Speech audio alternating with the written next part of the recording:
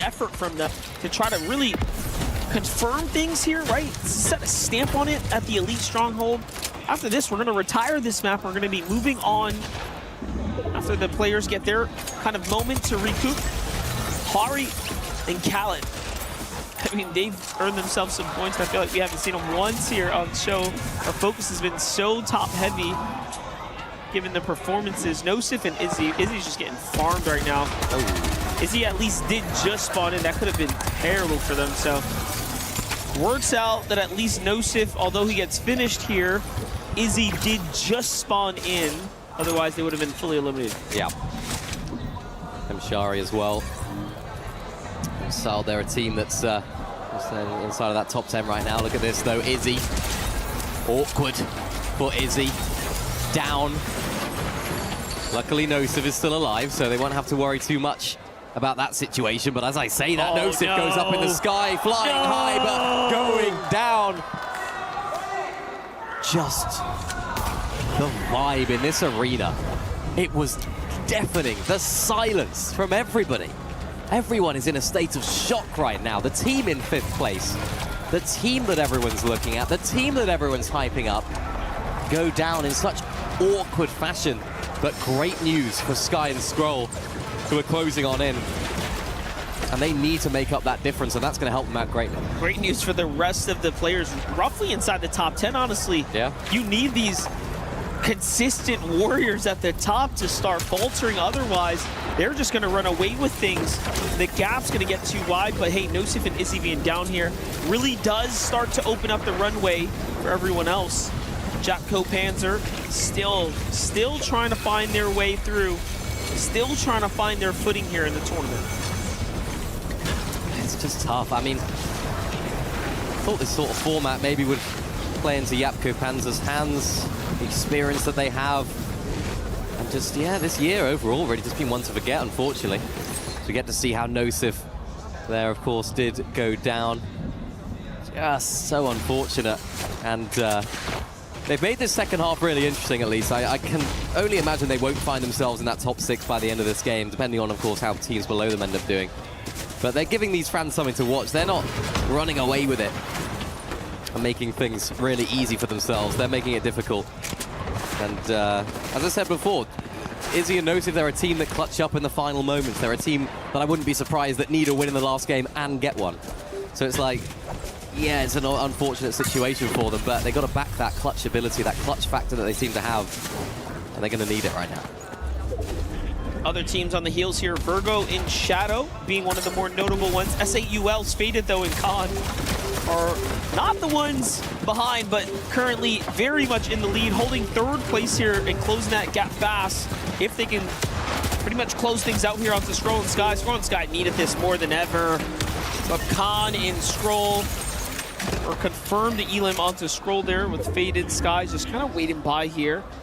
Cannot afford to take the risk anymore. He's quite literally watching the action go down right there. See what Sky can do. Scroll's back in the game. It's tough, because I was hoping they would sort of roll through a few of these duos here early game. You can just see the nerves from the friends and family. And the coaches just on display. Every single one of these games matter because the importance of this game has just been amplified. The fact that Izzy and Nosif are down and out. Yeah, every game is important, but this is really even more important because it's an opportunity as much as anything. Yeah, big look of concern on the faces there of the parents, friends, coaches there in the crowd. Then you get that cheeky smile on Khan's face as kind of secured the drop for themselves. Toma Mofu continuing to turn up right now after taking down Coyote there before. It's a fight for the Meta Machine right now. Legendary Fish as well. That's always an interesting pickup. Sometimes they'll go for it. Depends on who you are. Please make the final elimination with that. I want to see it. Got to try and come up with a line for if that happens, you know? A final blow. Uh-oh. Braids very, very hurt. Guga trying to play a little more defensively, but he's putting himself between Gon and Knight now. Peyton and Edson, these are two Brazilian duos. Right in between. Very much known for their aggression, though. These teams usually don't give up, and they might be giving a signal to Gon here. Get in there, go for it. We're pressuring from behind, go ahead. What a horrible position to be stuck in for Booga and Braid. You can see they've had to invest a lot of their materials here as well. They need to use some of these med kits. The actual position in zone is quite good. You know, they're in the zone's now, the storm is now moving. So they'll be more than happy with how they are, and the fact they were able to survive that is really important. But because they invested so many of those builds, they're not going to find too many eliminations right here. They're not going to find opportunities to go and refarm in this particular area. So you can sort of see them now just looking around. What's in the area? Where can we actually go? Where can we disengage and try and recoup some of these materials? Because that's going to be on the forefront of their mind right now. And you can just see them getting on the move right now there on the left side of the screen, looking to try and make a little refarm potential. For Khan and Fader, we've seen them putting themselves in positions to win games today, just haven't been able to close it out, which is important not just for today, but also for the finals if they do make their way in. Remember, it's match point format in the finals, so 350 points as soon as you get there. You need to then get a win in order to actually win the entire event. I believe there is still a match cap as well, though, right? 15 matches overall capped up. Yeah. It's gonna be quite the day for sure. We've seen that players that can play at a pace that can actually break that match point format, though. Yeah. Cold was easily on track. Peterbot was. Sharkantini was. I mean, you can argue today, Demish and Darmar. Oh, for sure. Definitely playing pretty hot. So anyone that kind of goes on a streak, stays consistent, you give or take around match 7 or 8, we'll start entering into match point conversation territory. That's going to be fun. That's never before seen, by the way. I think that's worth giving all the credit to the EWC team here. Obviously, experimenting, having fun. This entire product's been exceptional to watch kind of come together. Even this here today, the survival stage, one of its kind. Yeah, I mean, even yesterday, can we have Jacob doing emotes on every broadcast we do? I sent him the contract. I think he's already in. It's all good. It's getting taken care of. It's going to be awesome. I want to see it. I'm not going to volunteer, personally. Careful what you sign up for. Oh, God. Well, you wanted to watch, right? Here you go. Need you to do this one. I don't know what I'll be doing for the last half of today. Salvatore Yasin continuing that same look of determination here. Have full control of things here outside the Chisel Cubes. These vending machines tend to be hot spots for players, but no one kind of coming this way. Everyone jumping on, up and over, getting more of the high ground positioning instead. Skyscroll included, the Storm weighing in on their HP, but overall, seems like they got enough just to bounce back into the 20s. Yeah, they've found themselves in a nice position here. They've found themselves in a good state going into this endgame. 20 seconds to go until reboots are going to end. We have seen players going down at this point, which if you do go down and reboot before that timer ends, you can still get back into the game. So it's determined by when you actually get eliminated.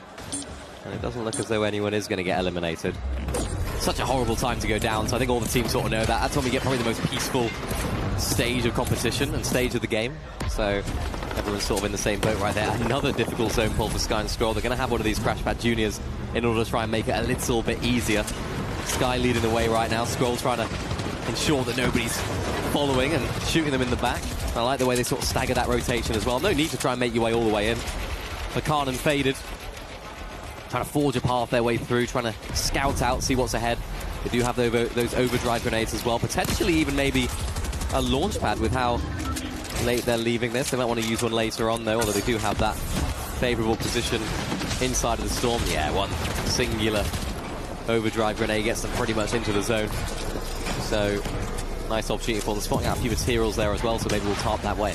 Yeah, I'm glancing around. I'm looking for Virgo and Shadow, just trying to see if we get a little bit of an update on their situation. Remember, they're also very, very close. Here it is, Virgo with 24 HP, a successful rotate, only because they're alive. But it's going to cost them the remaining of their heals. This is their opportunity. One of the rare chances you have now to jump up and snatch away nonstop and Izzy's positioning here. I know the crowd might not want to hear that, but these are the types of chances you get very rarely in a tournament format like this. And same thing can be said for Khaled and Amhari. For Shari, you saw there, they're still alive. They're at 134 here as well. Maybe mixed emotions if Virgo goes and has a good game here, because remember there's a lot of M8 fans actually in the audience, so it's like, yeah, Virgo M8. That's right. Oh no, right. He knows him. Getting overtaken, so interested to see what things are like for that. Sky and Scroll, of course, find themselves in this position. Gone and Knight looking to try and have yet another good endgame. Oh, Shadow's down. That's not ideal though for them. We're going for Knight. This is their chance to break away. For Virgo now, this is his chance to have to clutch here if he really wants to kind of remain competitive. Ooh, almost lands in a box with a player. It's always a scary situation to be in. Just going through a major POI. They could end up finding some leftover loot. Going on the other side. No elims earned just yet, so no points earned here is actually very, very much questionable. And this could really go either way, looking at things now. Yeah, and kind of strange for them as well. We've seen them getting a lot of eliminations coming into the endgame and then a lot of eliminations in the endgame itself. So maybe they understand fourth place right now for them. They need to just find a little bit of consistency here. They probably looked in the feed as well. nonstop, Izzy down, so playing things a little bit more calmly. But as of right now, no points for them. Khan and Faded, 2 eliminations for them so far. Vazen is their target at the moment, spraying the pressure on through. Zone pulls back towards that north. Couple of teams on the low ground and have to try and make their way up. Retro and Phoenix looking to try and get another win, as we saw them get one in Group A. Holding down that position up on height. But as we've seen, it's not safe and sound as of yet. Dharm and Demush looking to go on up. I don't think they'll go for height here, Dharm and Demush. They're not the sort of team that have been doing that today. We did see it yesterday in Group B. Whether they'll want to do it again, considering their position, we'll have to wait and see. Booger and Braids, though, good opportunity for them as well. A couple of difficult positions ahead of them. Comat down as well, just ahead of them as well. So really important that they do well. Sky and Scroll down where they belong on the low ground. And that's Virgo and Shadow completely out as well. Yeah, they tried. No placement points earned there. A 0-point game for Virgo and Shadow. They get frozen in 7th. Booga Braids are ramping their way up right now inside the top 10 here currently. Gone and Knight trying to see what more they can do. Again, haven't quite really began earning points yet. So everyone, coincidentally, inside the top 5 really hasn't changed much. Not even nonstop and Izzy's position being contested just yet, but that's all going to change here as there are only 27 players remaining. Look at this, though. Dharm and Demush up on height. 0 eliminations so far, so very different to the way they got that 18 elimination win yesterday. No wins for them so far today as well, so they're still looking for that first win. They want to prove to us that they can take wins in these sort of formats. Going to be really vital for tomorrow's finals. Scroll a bit wounded down on low ground. No shield either. Sky looking to try and forge a path all the way through. Goes through a lot of these old builds as well through this major POI. Dharm and Demush getting contested up on height. Khan and Faded are the team that are looking to take it. They've been playing height so much today. They're trying to make it their domain, but the materials are dwindling. Khan looking to try and ensure that they don't go down to 4 damage if they get chopped. Using that Flowberry Fizz. Booger and Braids now down as well, but Card and Faded looking to have a little bit more success here on height than we've seen them Big today. Chance right now for Sky and Scroll. Those are some key eliminations. 7th, 8th, 9th, 10th are down and out, so Sky and Scroll have a chance here to make a runway for themselves. That's going to be hard to catch up after this break. Coming up, hold on, give it a second. Con and Faded still going for it. 4 elims now. High ground is theirs, and they're closing in on Darman Dimish's lead too. Darman Dimish finally get themselves their first elimination here. That's onto Yasin. So no Salvatore in sight. Khan still pressuring from up top. Plenty to work with other than the material counts. They went with such a late high ground take, but in the end, it ends up working out as they're inside the top 10. Scroll gets Salvatore finishing up that duo. No Mac picked up, though. It's all up to Sky. He's got a little bit of work with. Teams on his heels is Knight and Gone. Knight falls first. Very nicely done. They're going to need the refresh here. Another edit from up top. And then only in Spooks. 7 elims trying to play for a win here. This could put them closer inside the top 10. I mean, we said it, Vinny. Just one game can all of a sudden put you into conversation. Scrolls down, Sky still in, 6 elims here and going. And Sky takes down Dimash right there as well. That's one of their immediate competition ahead of them. Spooks and Oatly, though, looking to put OCE on the map, and so is Z-Dog and Goofy. Spooks and Oatly, the only duo alive right now, though, as Sky tries to make his way into that zone. Spooks and Oatly trying to prove why to the other day was not a fluke. And they take the game. The rest of the lobby tumbles so quickly. The energy is there, the vibes are high, and going into Slurp Rush, they reignited the belief. Love it, love it. Oatly, you can see the excitement on his face as he finally eases up and gets that land victory. He's got to come back down to earth. There he is, there he is. Okay, he's back. He's back. He's like, yeah, hang on, no, we've got to stay cool here. He's like, all right, maintain the aura. I'm still Goatly. Still Goatly. I got to get back to it.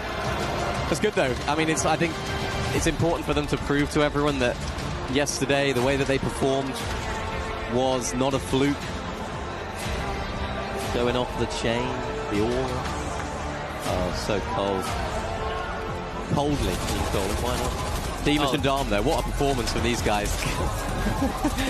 That was a good one. Take a look at the highlights here. From Oatly's perspective, I mean, they made it look easy. They had that Nitro high ground. It was good. So your winner, Spooks and Oatly, Team Jogo, that was quite the win. And again, a very, very important win. Way to get a dub as you go into this like kind of next session where you get to sit back, kind of reevaluate things, prepare for the Slurp Rush. Like, this is the time to do it. Yep. Help kind of rejuvenate yourself, then come back ready and push for a strong back half of the tournament. They did so well yesterday. Yep. Just makes you wonder, a slightly better start. They may be very far ahead right now. Well, it changes the context of that halftime break. These guys have got a little bit of time right now to maybe look at those VODs, to take a break, take a breather, have a sip to drink. And I think it just changes the context entirely to the point where it's now going into that break feeling confident, feeling good, happy about how things are going. But for a team like Izzy and Nosif, that's the complete other side of things. They're a team that didn't end the game right there particularly well.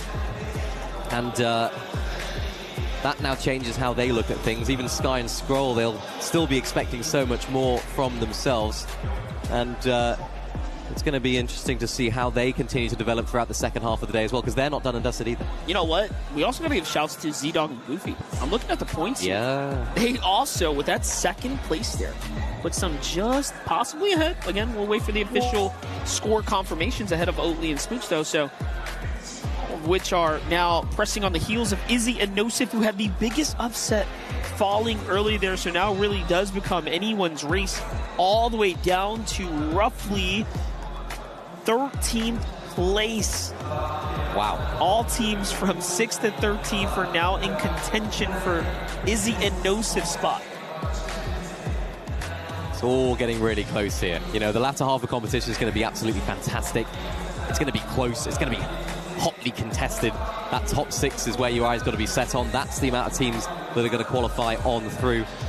And for those finals tomorrow, you do not want your keys getting crushed, or else you will not get a spot in those finals. Remember, match points can be super important as well. All about how you can get wins, how you can perform on that stage under the pressure. And for the second half of today, the pressure is truly going to be on for our teams. Yeah, you can see Shadow very much disappointed on how things kind of went that last game. He was so close, yet so far. For us to see that winner's banner there, what better than to hear from Barney with the voices themselves that won that game? Spooks and Oatly managing to secure that ever so crucial victory royale before going into the second half of the day on the survival stage. Spooks, let's quickly chat. How vital were those points? What were the comms like going into the final moments of that map? We were low on points going into that game. I just told Oatly, let's go for high. We'll win the game and finish the first half off good. Has that kind of boosted the confidence then going into the second half, managing to secure those points? Kind of lifts a bit of that pressure off, doesn't it? Yeah, 100%. Next half, we'll just qual. I like it. Next half, speaking of that, it is, of course, Slurp Rush. Feeling a bit more confident on that map in particular, or is it just kind of more of the same? It's more of the same. We're landing a new drop, but we should be good. I love it. Short and sweet. Nice, nice moving. I like this. Right, Jogo, of course, that's Spooks, that's Oatly. Smashing it here on the main stage on the Gadia City grid. But of course, we've got 5 more maps to go until we close out the survival stage. So hopefully you boys can do it. We'll see you guys in the latter half of the day. But for now, let's go back to you guys.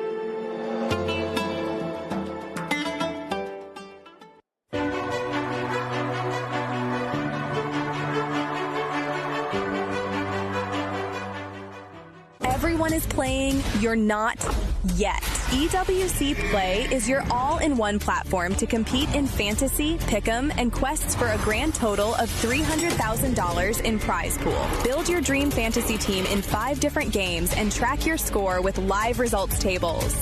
Predict the winner of every game, every group stage, and every tournament. Complete daily and weekly challenges to earn boosters that help you climb the global leaderboard. Got what it takes? Join EWC Play now.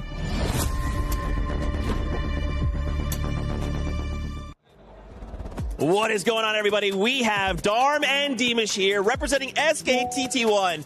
Friends, I got to ask you first, how are you feeling about the competition so far? No big deal. You guys are just going crazy, popping off. I mean, it's definitely easier than yesterday. So, I mean, you can see even on the leaderboard, you know? Yeah, well, the difference in being good in this lobby is way lower than probably like yesterday. You know, we just got better. Yesterday was a disaster. We just like locked in today. You know. It shows you guys are doing so well right now. I'd love to ask you guys about EWC and kind of the framing around that. Being picked up by T1, what an honor. I mean, look, you and Fakers, you guys are co-workers now. How does that feel?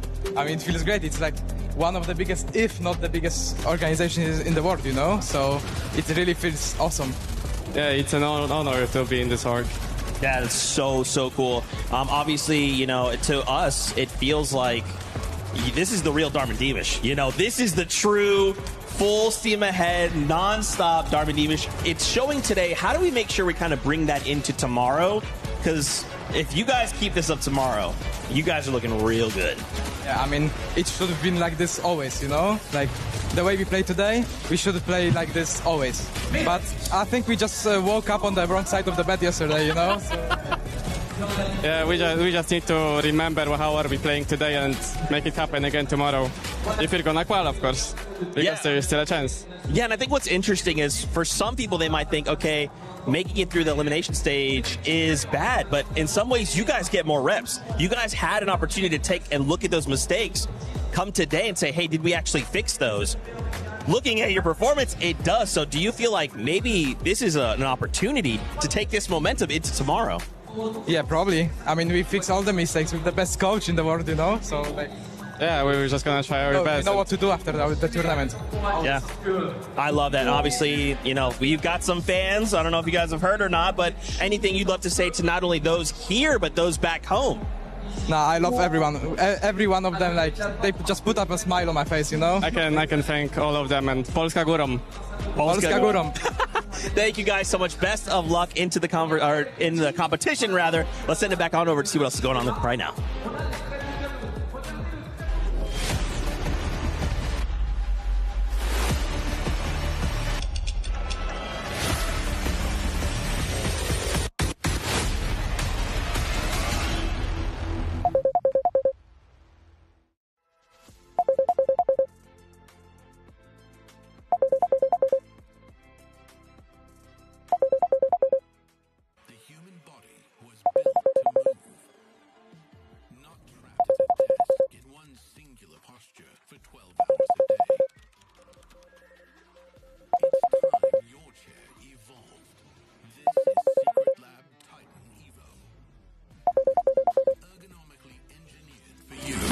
Gamers, hybrid workers, artists, backing your every move.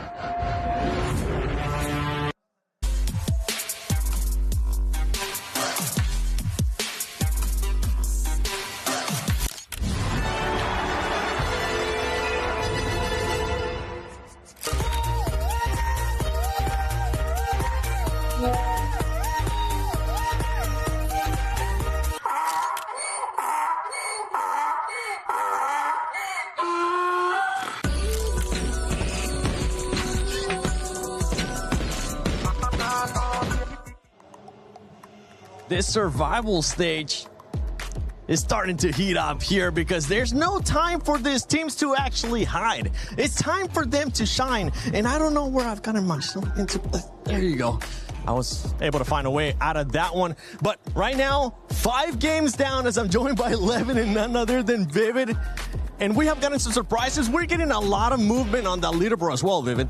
Yeah, absolutely. Well, listen, are we getting a lot of movement on the leaderboard? I mean, our top team is pretty steadfast up there. Dharma and Dima is doing very, very well. We had the opportunity to kind of talk to them. Zeke did at least, and they were feeling pretty confident. They were like, yeah, today's just easier. Yeah, I mean, I appreciate the honesty.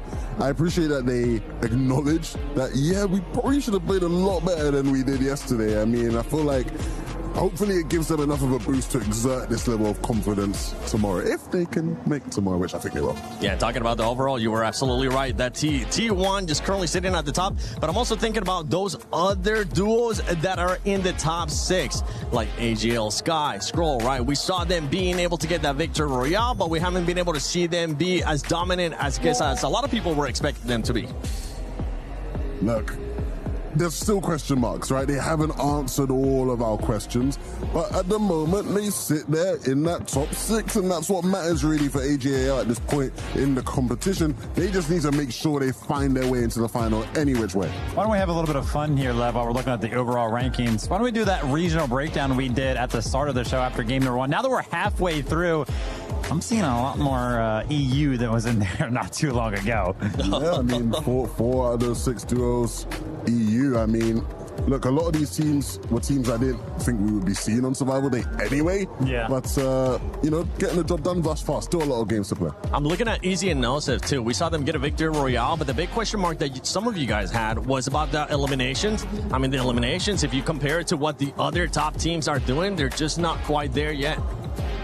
Yeah, definitely lacking in some of the categories here. Taking a look at the second page, I'm kind of looking for surprises. I feel like Yapko and Panzer have been pretty much not only like disappointing for themselves, but the community entirely, right? Anytime I see any social post about Yapko and Panzer, it's always about the emotions that they're showing up there on the stage. No, 100%. I think another team I'd sort of look at is Yuma and Koyota, right? This tournament has provided us with a lot of these smaller region teams who have just come through and shown us, actually, hey, look, we can keep up with the best of the best around the world. Reload is going to help us do that. I was expecting the Zeta Division boys to really, you know, put on a better performance, a better showing for us in this competition. I think some of those Asian Peterbot comparisons might start to fade away over the next couple of days. And something that's a little bit fun, Seven, shout out to the socials indeed, right? FN Competitive, probably Julia out there paying attention to the competition. She went ahead and mentioned that every single region has now won a game here at EWC Reload. Ooh, you love seeing that. Fun. You absolutely love seeing that. Something that we've been talking about too is duos being able to make their first appearance out of LAN. Phoenix and Retro, definitely one of them, right? We saw them being able to do a good performance in one match during their group stages. I think I was expecting maybe a little bit more, kind of a follow-up here, but that's currently not the case as we saw them being there in that second page. Yeah, I think I remember after their win specifically saying, guys, let's not get too excited, right? You called it? A win, no, early on, because I think this does happen, right? Especially at events like this one where a team comes through, wins an early game, and you're sort of thinking, ooh, is this going to be more of a thing? Unfortunately, in their case, it's not been yet. Yeah, that's why we kept talking about it, me and Seven at least. You can't just rely on one singular game, right? Top 6 is going to be a lot more difficult. Uh-oh. Oh, I thought I was about to get bumped again. Okay, I'm glad it's not me. I'm glad it's not me. Glitter, what have you been up to? Thank you, Levin. I'm gonna take this off you. Sorry to interrupt, you know. She really bumped you, actually. You're comfortable, right? There's enough She's room. strong. I had to pop on over because we need to do a little bit of a CC update, okay? Things are moving and progressing at a very quick pace, and I need to keep you guys updated on what that means overall for us and for the rest of our clubs, okay? So we're going to run through them all really quickly. First of all, Trackmania almost fully filled in their quarterfinals. Now, for most of the stages, that has meant top 8. Not yet for Trackmania because they run in runs of 4, so they're going into their top 16. However, Neon, one of the only non-affiliated players in the tournament, they do 5 maps in a race, set a world record back to back to back to back to back. Damn. All at once in this one race. Still didn't win. Carl Jr. Falcons actually did, but that's how insane Trackmania has been. Then when we move on over to Crossfire, Baisha Gaming, the one that I mentioned earlier at the top of show, the team that took Falcons out of the Crossfire competition, that took AGL out of the competition, now through to grand finals. We're going to wait and see who they face off against, but last I checked, Liquid was actually up 1-0, so they potentially could be facing off in the grand finals, which would be massive for Liquid. And then when we head on over to CS currently has Falcons playing on stage. They were down 1 map already and were down in the second map in the score. That is a very, very unexpected situation for Falcons in CS2, and that could mean that things might be a little bit more difficult for them as we continue to progress throughout the rest of this championship weekend. So you're telling me there's a chance that Falcons might not win? Which would be crazy, which means for us, we need AGAL to pop off, get through to finals, and then not just get top 8. I need them to be bare minimum top 4. A win would be ideal. How they've been playing, I don't know if that's going to be a possibility. You know what I mean? They're my boys, but we got to call it out. They got to step things up. I mean, the opportunity is there. I'm also kind of like a Falcons fan in CS, so I'm actually a bit nervous. Now I want to rush over and watch that match, I'll be honest. Let me see that pause real quick. Put your hand up. I'm getting a bit nervous, to be honest, man. I mean, yeah, they got to really sort that out. Yeah, you wouldn't expect them to be down. I mean, okay, look, AGL, Falcons, it's a rivalry that obviously means a lot in the club championship. If it's going to be a rivalry in Fortnite, we're going to need Sky and Scroll to pick up the pace a bit here. They're definitely going to pick up the pace, right, Vivid? Especially with what we saw the Falcons, especially what we saw out of Aurora when we saw Group A. I know we keep mentioning, but it was just such an insane performance out of that duo that it leads a lot to be desired, especially towards the finals. Are they going to follow that up? If they do, we might not end up getting all the 15 games that we have set it up to, but thank you, Glitter. I appreciate you giving us that club championship update. I'm pretty sure you're going to keep track of everything going on. And also, thank you for not bumping me up. I got a little bit of... All right, I'm good. All right. Let's scoot back over. She is squished over there, man. Yo, she went running, too. She took off. She knew that there was so much stuff going on there with the club championship. I think she's going to go watch that CS game. I think that's where she's going. I think so, too. Anyone can get got on these couches, man. You're going to be next. Don't worry. Who's going to be able to push me? Jacob? Well... this is my perfect time. This is my favorite time. What are you saying, oh my gosh, for? Listen, Seven's always got something cooking for us up here, and it's like always a surprise. So whenever he's like, I think it's like, oh gosh, what are we getting into? I'm just saying, Lev got a chance to do his coach talk, which ended up working out back to back. yesterday in the car ride with Vivid, I kept asking him, what's something that you really want to do? And he wants to be Professor Vivid, because he's going to be breaking down some stuff that we have seen. And I hope you enjoyed that graphic, because it took me all night to make it, Vivid. Thank you. Just kidding, I didn't do it. Somebody else did. So that car ride over, that talk that we had, I did this to myself. Exactly. I was just getting some more stuff to see what you wanted to do, but I know you wanted to break some stuff down with the illustration. Yeah, without a doubt. I think, listen, we've been calling on Sky and Scroll a lot, so obviously they got a win earlier here today, and I wanted to kind of break that down and see what was really working for them. Obviously, it's good to kind of break down one of their games, but they are just so good. Why not take the opportunity to see really how good they are as a duo? So I wanted to kind of set the stage here for everybody at home. Listen, we've got Furia. They're up here on the higher ground. You got Gon and Knight. There they are. And if you come all the way down, you see Sky and Scroll down there on the low ground. That's pretty much what we were doing here in this game. We go ahead, start to play this one out. Unfortunately for Gon and Knight, though, you can see that their HP is a little bit low, but they do have the higher ground. No materials for them to work with.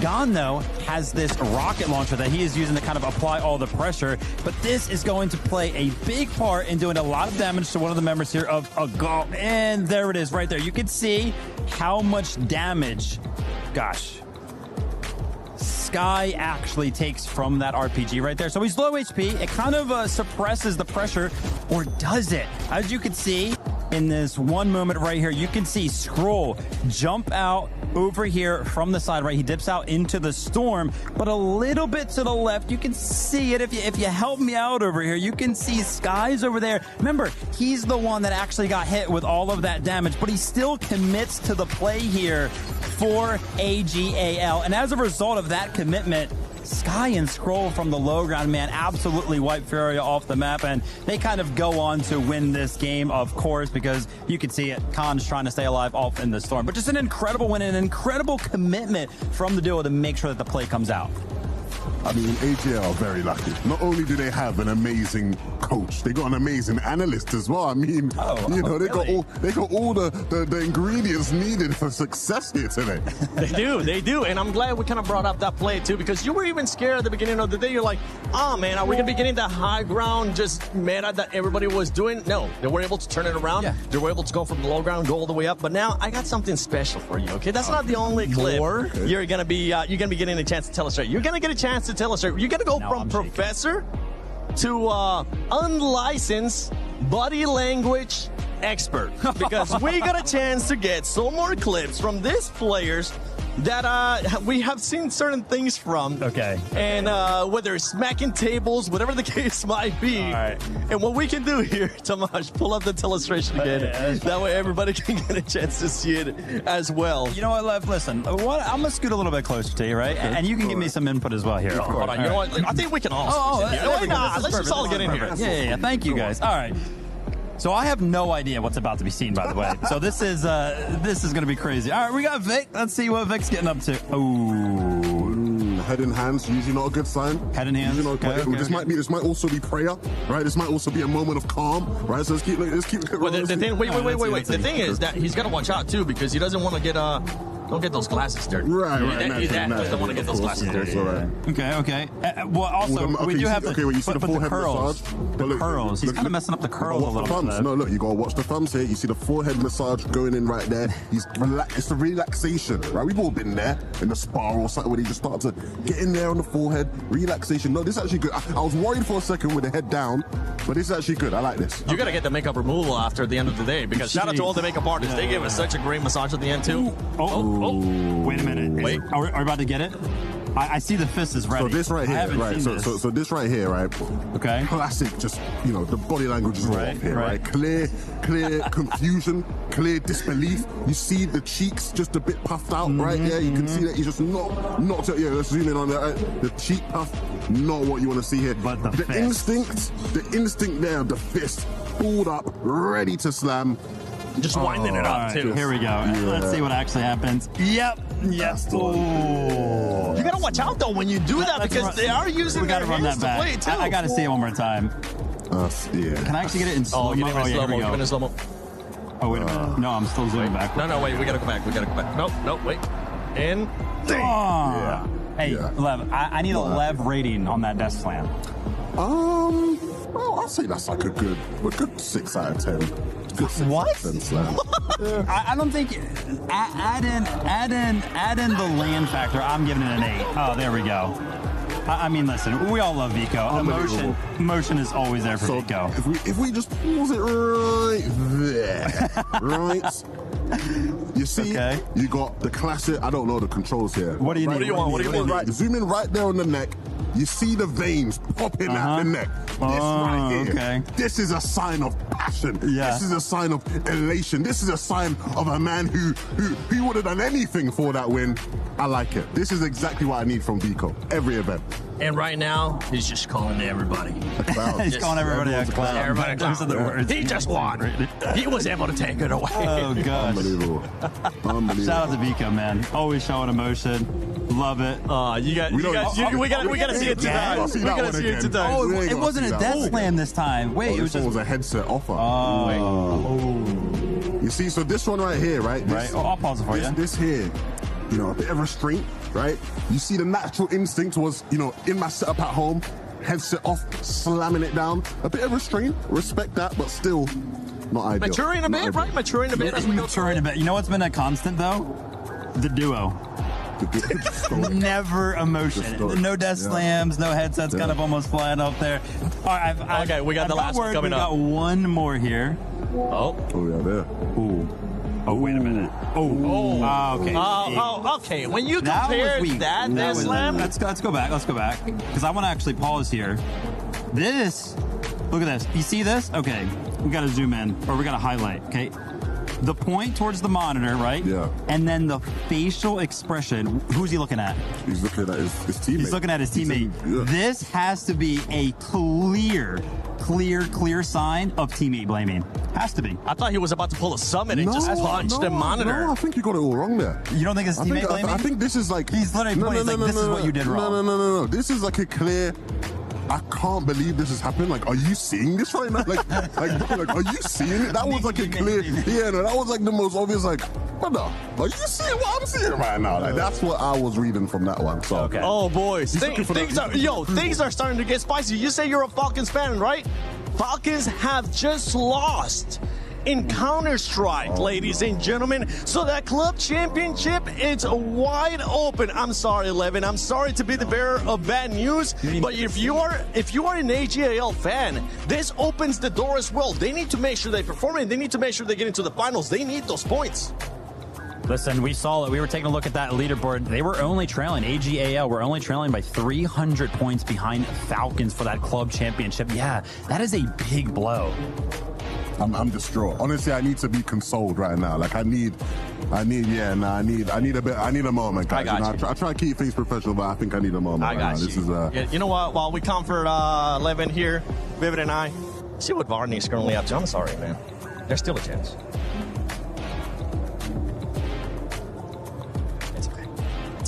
My green for the Falcons. There's a different kind of tension in the air on the Gadia City grid today, isn't there? Yeah, I mean, like 14 teams gonna go home today, and I mean, there is more than 14, 6 teams who can actually go. Like, the level is really, really high, Barney.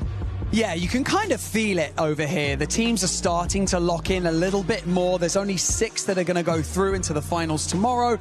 And of course, the teams to keep an eye on for those of you at home are the bubble teams. Now, those teams are from 6th all the way through to 9th because the point spread is pretty tight. Yeah, indeed. And when you see, like, okay, only, like, they can actually make it. They have, like, one big loss right now. But I guess if you go really good games, you have one chance to just miss one like this. So hopefully they're gonna make it. And one insane other stuff is like the French crowd. The French crowd, man. Just 5 maps remain and they will be on Slurp Rush. So we'll see which teams dominate on that map. But like you said, the French crowd has something to be said. So let's have a chat with them. Yeah, it's time to hype them up. Mesdames et messieurs, vous êtes prêts? Quand je vais vous demander de faire du bruit, c'est toute la partie gauche qui va crier. Quand c'est Barney qui va demander toute la partie droite, ma partie à moi, faites du bruit! Over on the right-hand side of the stage, I'm going to try to get this right as well. Faites du bruit! Et maintenant, mesdames et messieurs, tous ensemble, faites du bruit! Casters, over to you. This is it. The break is over. And now we're here to the second half of the day where these last 5 games are going to be crucial. They're going to decide the future of 6 teams that will qualify to our match point finals tomorrow. It is just so absurd, though, Jacob, to think about everything that we have witnessed up to this point and just knowing what types of stakes are involved. The pressure's got to be unfathomable. Yeah, you got a little bit of a gap at the top of the leaderboard. Darm and D-Mish have a 36-point lead against the rest of the gap. Honestly, they don't even need to have any big pop-off moments anymore, but they need to have the points coming. As you continue to look down that leaderboard, though, this is where I start to get worried around 4th, 5th, and even 6th place. That's where it is a little bit closer. Khan and Faded, Sky and Scroll, Izzy and Nosif, because right on their heels, it's 2 teams, not just 1, 2 teams from OCE and Z-Dog, Goofy, Oatly, and Spooks, who just got that last victory royale. But even if you factor in that that's where we think the bubble might be at, we've seen just how rapidly the conversation can shift once we've entered into the Slurp Rush section of the day. Elite Stronghold won't be a participant any longer. Retro Phoenix trying to get off, get a little bit of momentum, but it's Retro getting shut down. Just 1 HP about for Cringe, but Volko and Cringe, so far so good. Still got to contend with Spooks at the drop here, or Crumpet. A little bit more active than what Cringe would have hoped for, but Anon doing a decent job at fending Cringe off. Spooks from a separate angle. They've got a lot of pressure application already, but Cringe might be getting the assist from elsewhere. I'm not even sure how he's alive, just slow motion dodging around like a movie cutscene. He was unable to get any of those eliminations, so Siphon and HP is going to stay low. But what I noticed here at Fort Crumpet, aside from maybe 1 team, this is like a solo hot drop right out of the gates, and D-Mish might be the last one standing here as he takes down Anon as well. There is still somebody else nearby. D-Mish might be Darm, not sure, but he definitely has cleared out the path and got that first 2 eliminations for his team. More so expecting this to kind of be a solo mission there out on the Bulls, but given how fantastic they played those first 5 games, they feel like the only team that is truly locked currently. They just got to make sure that they don't cut out in the other 5. Obviously, you know, hopefully no Caster Jinx involved, but AGAL, Sky, Scroll, they've had all eyes on them since the very start, and it's only going to continue turning up the heat here with these 2, especially after that club championship update from Glitter. Yeah, and kind of taking a look back at yesterday for a moment, you know, they had such a struggle to get things going. They eventually did, but it was too little, too late when that moment came. This time around, it's a whole different story. Off to the races. Panzer and Yapko as well. They need some catching up to do here in the second half, but as you said, maybe some players, maybe some teams just prefer the Slurp Rush map, and that's why I was talking with Zeke. If it is one of your better maps, you just gotta hang on when it comes to Elite Stronghold, when it comes to the first half of the day, but this is where it all counts. They need a huge comeback if they're looking to continue their journey here at EWC. Wouldn't be surprised to see teams just start tossing out the Hail Marys, because while 5 games might seem like a lot, and while we have seen some big point deficits cut pretty rapidly just based off of strong performances, replicating them is just so tough at this level of competition here. Mshari, Khaled, a little bit caught out, but still, Jojo Fishy's the main one on the run, doing a decent job at escaping the bulk of it, but Mshari with the cutoff won't allow the opportunity to slip by. Jojo Fishy has been eliminated. He'll be sent packing. Dirty Ducks now left to the control of Mshari and Khaled for the time being. Yeah, even though he did go down, though, at least he bought his teammate Aoxy more than enough time to get back in the game. Just hopefully he could touch down afterwards. We know how difficult that can be at times. Going back on over in the distance, Shadow, Virgo, Sky, and Stroll as well. Zone is starting to push them forward, but it is so early on in the game. They have all the time in the world. And you're kind of seeing what their strategy right now. Stroll taking a lot of those shockwaves, and it's going to be his teammate with the launch pads. But look at that update just off the leaderboard alone. I know that we just witnessed Braids getting a nice elimination, his 3rd, but our 2nd place team leading on the leaderboard. Yasin and Salva already early eliminated. Placement points won't be a factor. This is a big opportunity now for everybody else to try and catch up. But for Deemish and Darm, business as usual. Goofy and Z-Dog, they want to hold their own. They want to stand tall up against Poland. Shadow even starting to get a little bit involved here, and that's going to cause Deemish to come to a little bit of a pause here. You don't want to go with full reckless abandonment and get third party. Yeah, especially since Virgo does have a teammate in Shadow that is going to be nearby. I think Z-Dog's teammate getting back to the game as well, so Slurpee looking a little bit crowded here in a moment. You see in the distance, Z-Dog getting tagged up. That was a freshly respawned player. Darm and Deemish go on the attack. They get one. Goofy's trying to stay alive. 12 seconds is the name of the game. Luckily for him, they get distracted by Shadow and Virgo, and that's something that happens here in Reload. There's just so much commotion going down. Sometimes you lose track of your original target. Hey, but those pivots is exactly what Goofy was hoping for. Even the slightest bit of pressure relief can go a long way here, but Darm Deemish, they have really been riled up by Shadow and Virgo's debut here.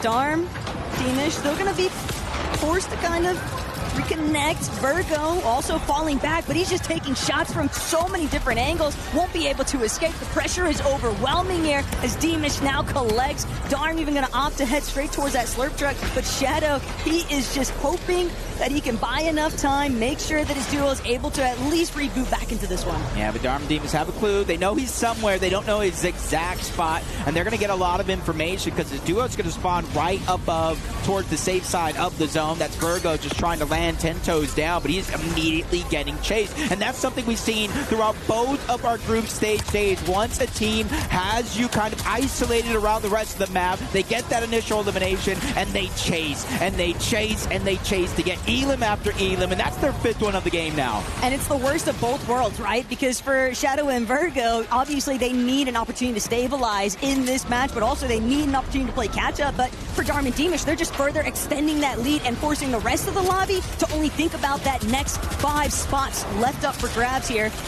Still, pressure's packing in. Steamy Stacks, Knight, and Fury are gone, doing what they can for the Fury organization. They came so close in yesterday's competition, just barely missing out. But it was obvious that the potential was 1,000% there for the Brazilians. Yeah, it's just that one was just so stacked, and overall just so close of a leaderboard. Last game really deciding so much. Mofu and Tamat in that first group stage, they narrowly dodged that bottom 3, getting a chance to play here today. Sky and Scroll continue early game aggression. Their second one of the match, but this is how they found the first. Retro just gets caught slipping. The lurk from up above, they clean that one up, and that's what starts their momentum here in this game. Goofy, Z-Dog, though, on the other foot, are trying to gain some traction. They haven't gotten elimination yet, but that doesn't mean they're going to stop trying. In a way, they're kind of picking back up where they'd originally left off against the likes of Darm and Deemish before they were distracted by the Shadow and Virgo fiasco. But Deemish and Darm, they've just done such a great job controlling everything that's been happening around Slurpee Swamp. And when you have such a central position on the map so heavily on lockdown, Deemish Darm are just going to continue posing problems for teams that would be hoping to just pick up any scattered leftovers for a recovery point. Now, this could be a big opportunity, though, for Goofy Z-Dog. If they can pick up this elimination, the amount of loot they're going to be able to get is massive. Z-Dog, only 3 shots left.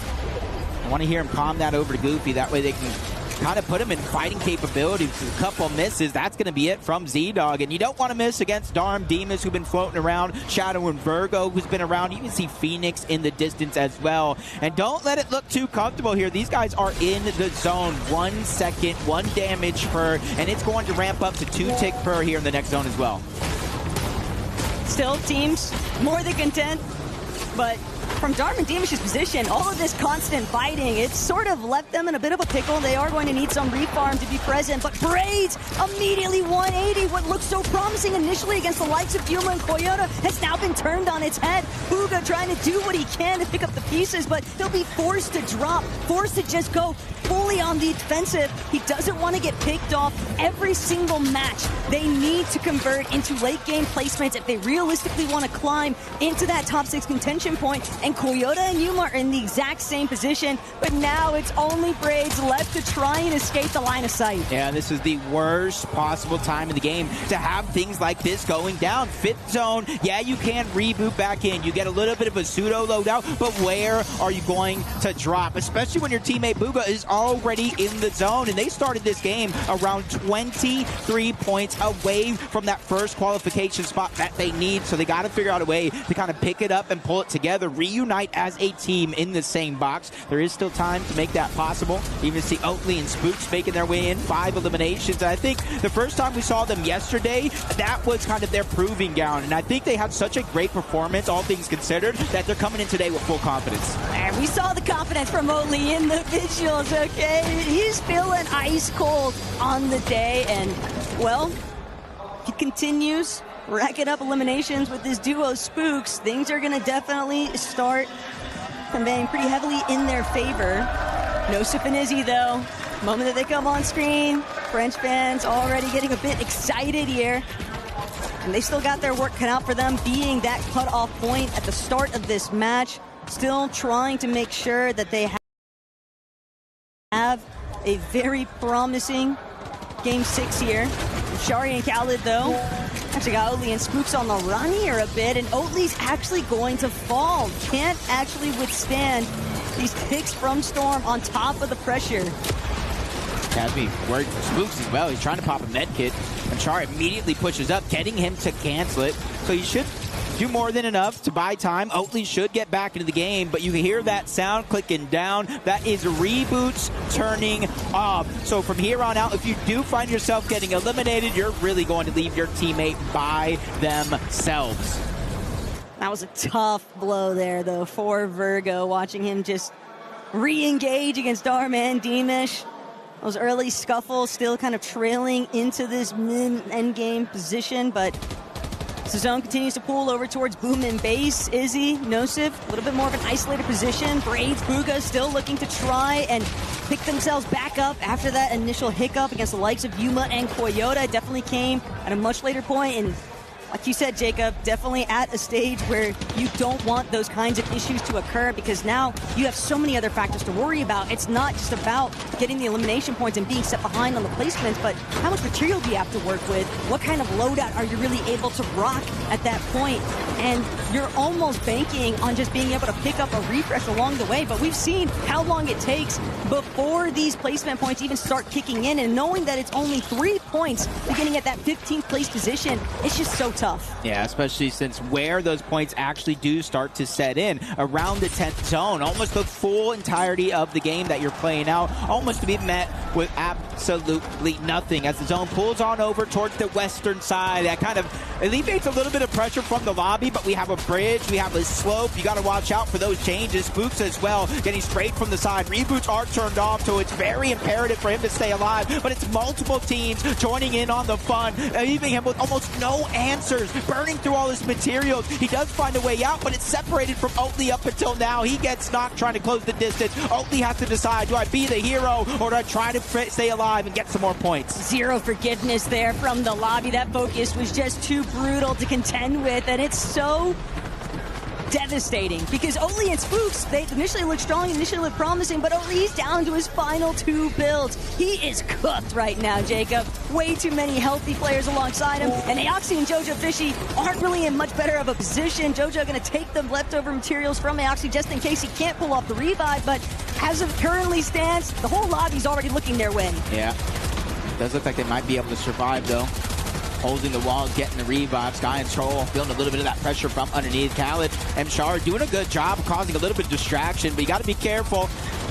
Sky and Troll looking like they're fighting back, and there goes the pressure relieving shot for one, but multiple teams, BHN and Edson from underneath, grab him straight down into the box and take down Sky. Sky seems so prepared to drop. He seems so confident that he was going to be able to convert that into a steady knock elimination credit, but now instead, Izzy, nonstop, trying to take up the forefront of that frontside position. We could see exactly where things went south for Aoxy, Jojo Fishy, and Oatly. All those teams that were just on the outskirts of the zone, the moment they try to make their way forward, immediately punished for it. I'm trying to contain myself seeing some of those shots right now, but if I continue to see more, be careful out there, y'all, because this one is continuing to heat up, but you still have Dharma and Demas in this game. That is our first place team so far. Again, at a certain point in this entire day, if Dharma and Demas keep playing the way they will, it's going to be mathematically impossible for them not to qualify, which will leave one spot left underneath them. that is unincapable of being taken over. Bugha and Braids, though, they need a good game here. Sky and Scroll need to continue to hold on. And the Sky and Scroll, yesterday, they had a lot of troubles, but this is what kept them in the game, their solo prowess. Yeah, but just look at that club championship leaderboard lighting up on the side of it and knowing that Scroll needs to come up with yet another solo clutch position because all of those placement points, they have to secure their spot in finals. He knows exactly what's at stake, not just for his position in this tournament, but for his organization as a whole inside of EWC.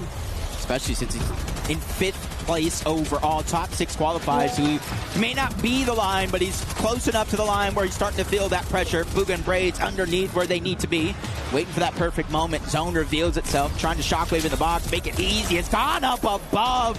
He has the bow, and he's just destroying everybody underneath. Scroll's going to narrowly be able to escape that one by the hair on his chinny chin, but we got exotics, we got mythics, we got everything we need on the high ground. And we also just saw Izzy and Nosif getting eliminated. That means 6th place now at the mercy of the results of this game. Gon and Knight, though, they are not letting up by any means. This steady pressure from overhead is just going to be so problematic. Teams are all getting crushed underneath this Roombo, and not only that, but Scroll, he's actually managed to build up a little bit of a shield, but might have spoken a little bit too soon here, Jacob. Scroll's managed to conceal himself a little bit inside of the tree point, but Gon and Knight, they are just so stacked. It's just unrelenting pressure. Another knock from up above. They're really giving nobody a chance to look up, and it's forcing everybody down below to meet each other just like this. Big shot from Virgo, but it's not going to be enough. Edson and another big run here. They were the ones that initially took down Scroll as well.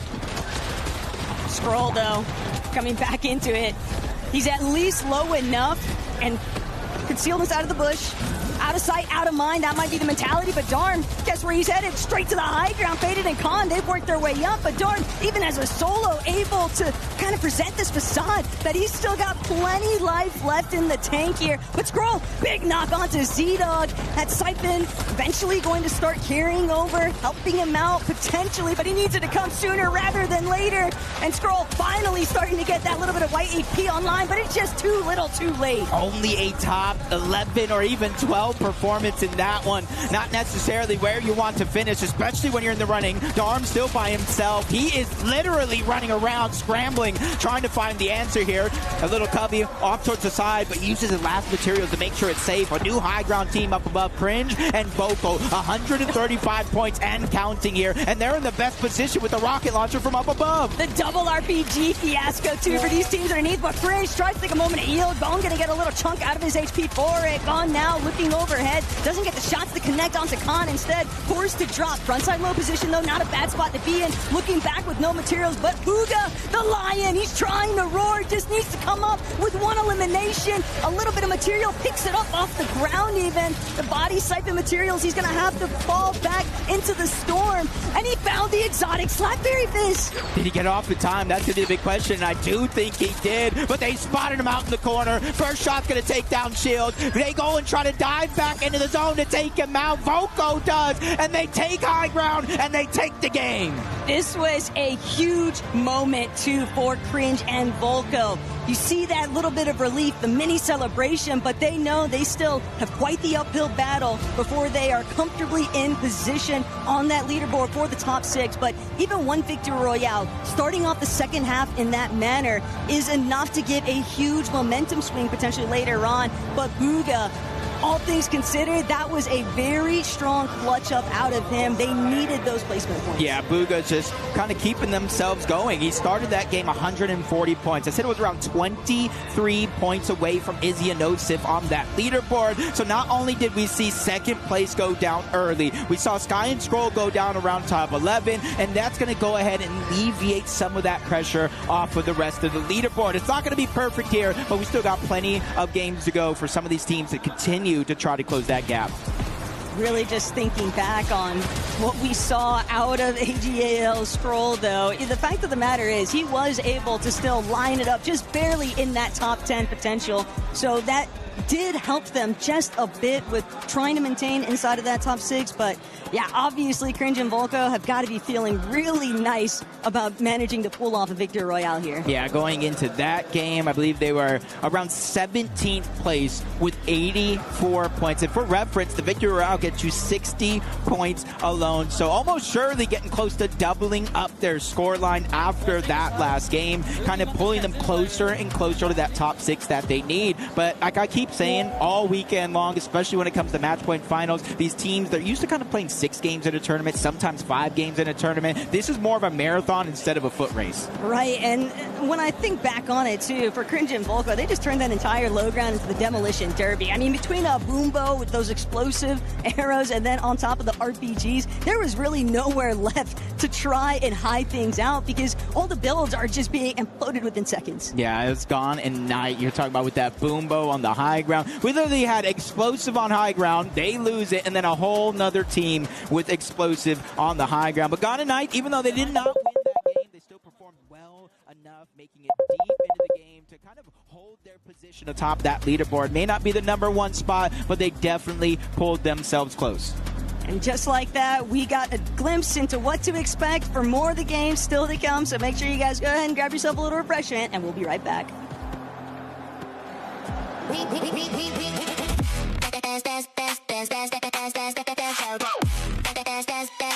book Esports World Cup.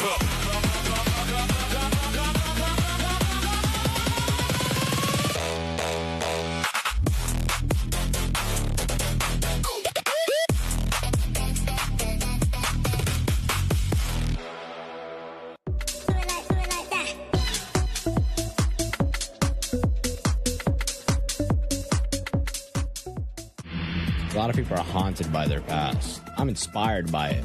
They're not just playing for themselves, they're really playing for their entire family. They have defeated their demons! They have crushed the curse! It's starting to heat up here in Fortnite Reload Championship at EWC 26 Survival Day. Welcome back, everybody. My name is the 7WG, joined by Meanie, Kelly, and Vivid. Meanie, you told me you got a chance to talk to this duo that was able to win earlier in the day. What did they say? Well, I saw you guys doing these like pep talks, right? I saw Levin doing a bit of a pep talk, Levin's coach section right there. I actually spoke to Cringe and Volko at the beginning of the day, and I said, you guys are going to win a game today, right? You guys are guaranteed winning a game. And they said, yeah, absolutely. So can we get a mini pep talk? Why not? That's what we're about here. Yeah. And off camera, we unfortunately got to miss that part, but as long as you got them into that victory royale stance, that is all they needed because they were looking a little rough before that game. But to see them be able to come out on top, even with so much going on throughout the day, it might be a little late, but it might not be too late. Well, I got to talk about Booga, right? Obviously, saw Booga and Braze, a little bit of highlights there. Honestly, the biggest highlight of the game for me was Booga kind of clutching up a couple of extra points towards the end of that game, right? Dipping out into the storm, getting the heals required. And this is what we needed to see out of Booga and Braids. Actually, listen, if we're going to keep talking about these coach segments, right? Oh, Minnie had one, Levin had one, I had one. Taco was actually calling on Booga and Braids not too long ago to see kind of what they can do. And yeah, off the back foot of that performance, you got to imagine Booga and Braids got to be flying up the leaderboard. You got to be talking about flying up the leaderboard 7. I can't wait to see it because Cringe and Volko, they were quite a ways down towards the bottom, and after a great performance there, I'm very, very interested to see where they're going to be standing. Kind of reminds me a little bit of what we saw yesterday out of Jojo Fishy. He said that they waited until the final match to be able to do it. Glad that that's not the case here. But so far, you actually got a chance to cast the first 5 games. What was surprising to you in those first 5 games as we're looking at the overall ranking? Actually, before you even answer that, we can see how close everything is.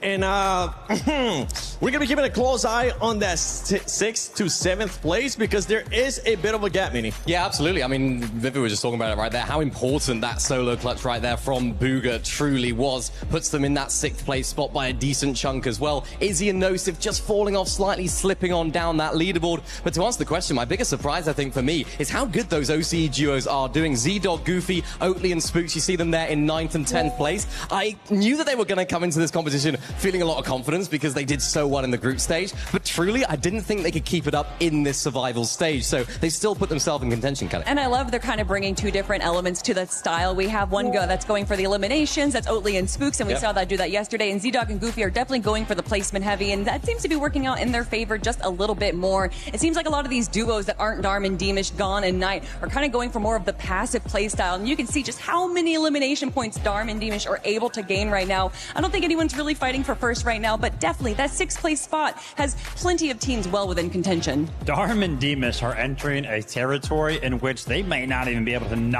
get knocked out of those top 6, right? If we were taking a look at the points there between 1st and 6th place, it was like 122 points. So a big lead for Darm and Deemish there. Let's go ahead and take a look at the second page. What do some of these teams have to do? Well, I can tell you in 10th place, right, when we were talking about Oatly and Spooks, they were on 168 points. So even though you see, you know, the likes of Tama and Mofo, Shadow and Virgo over towards this side, I mean, 156 points for Yuma and Koyota. If they just go ahead and pick up 12 points and they jump all the way up to 10, which we already kind of talked about how close 6th to 10th was, still a lot of potential for a lot of these teams. Yeah, I'm glad you're bringing that up because of how close everything is. 6 games have gone by. We still got 4 more to go. It is getting, I mean, the pressure's just going to start getting to these teams. I can't wait to see who is going to be shining, who's going to be in that top 6. But for now, let's see what's going to be happening in game number 7. 7. It's not just the players that the pressure is getting to. As a fan of Fortnite, it's getting to me as well. My heart kind of can't take it because we've seen all of these players so many times before, and just knowing that only 6 of them are going to actually be able to make it towards that final battle bus for tomorrow's competition, it's just kind of heartbreaking because that means 14 of them are just out.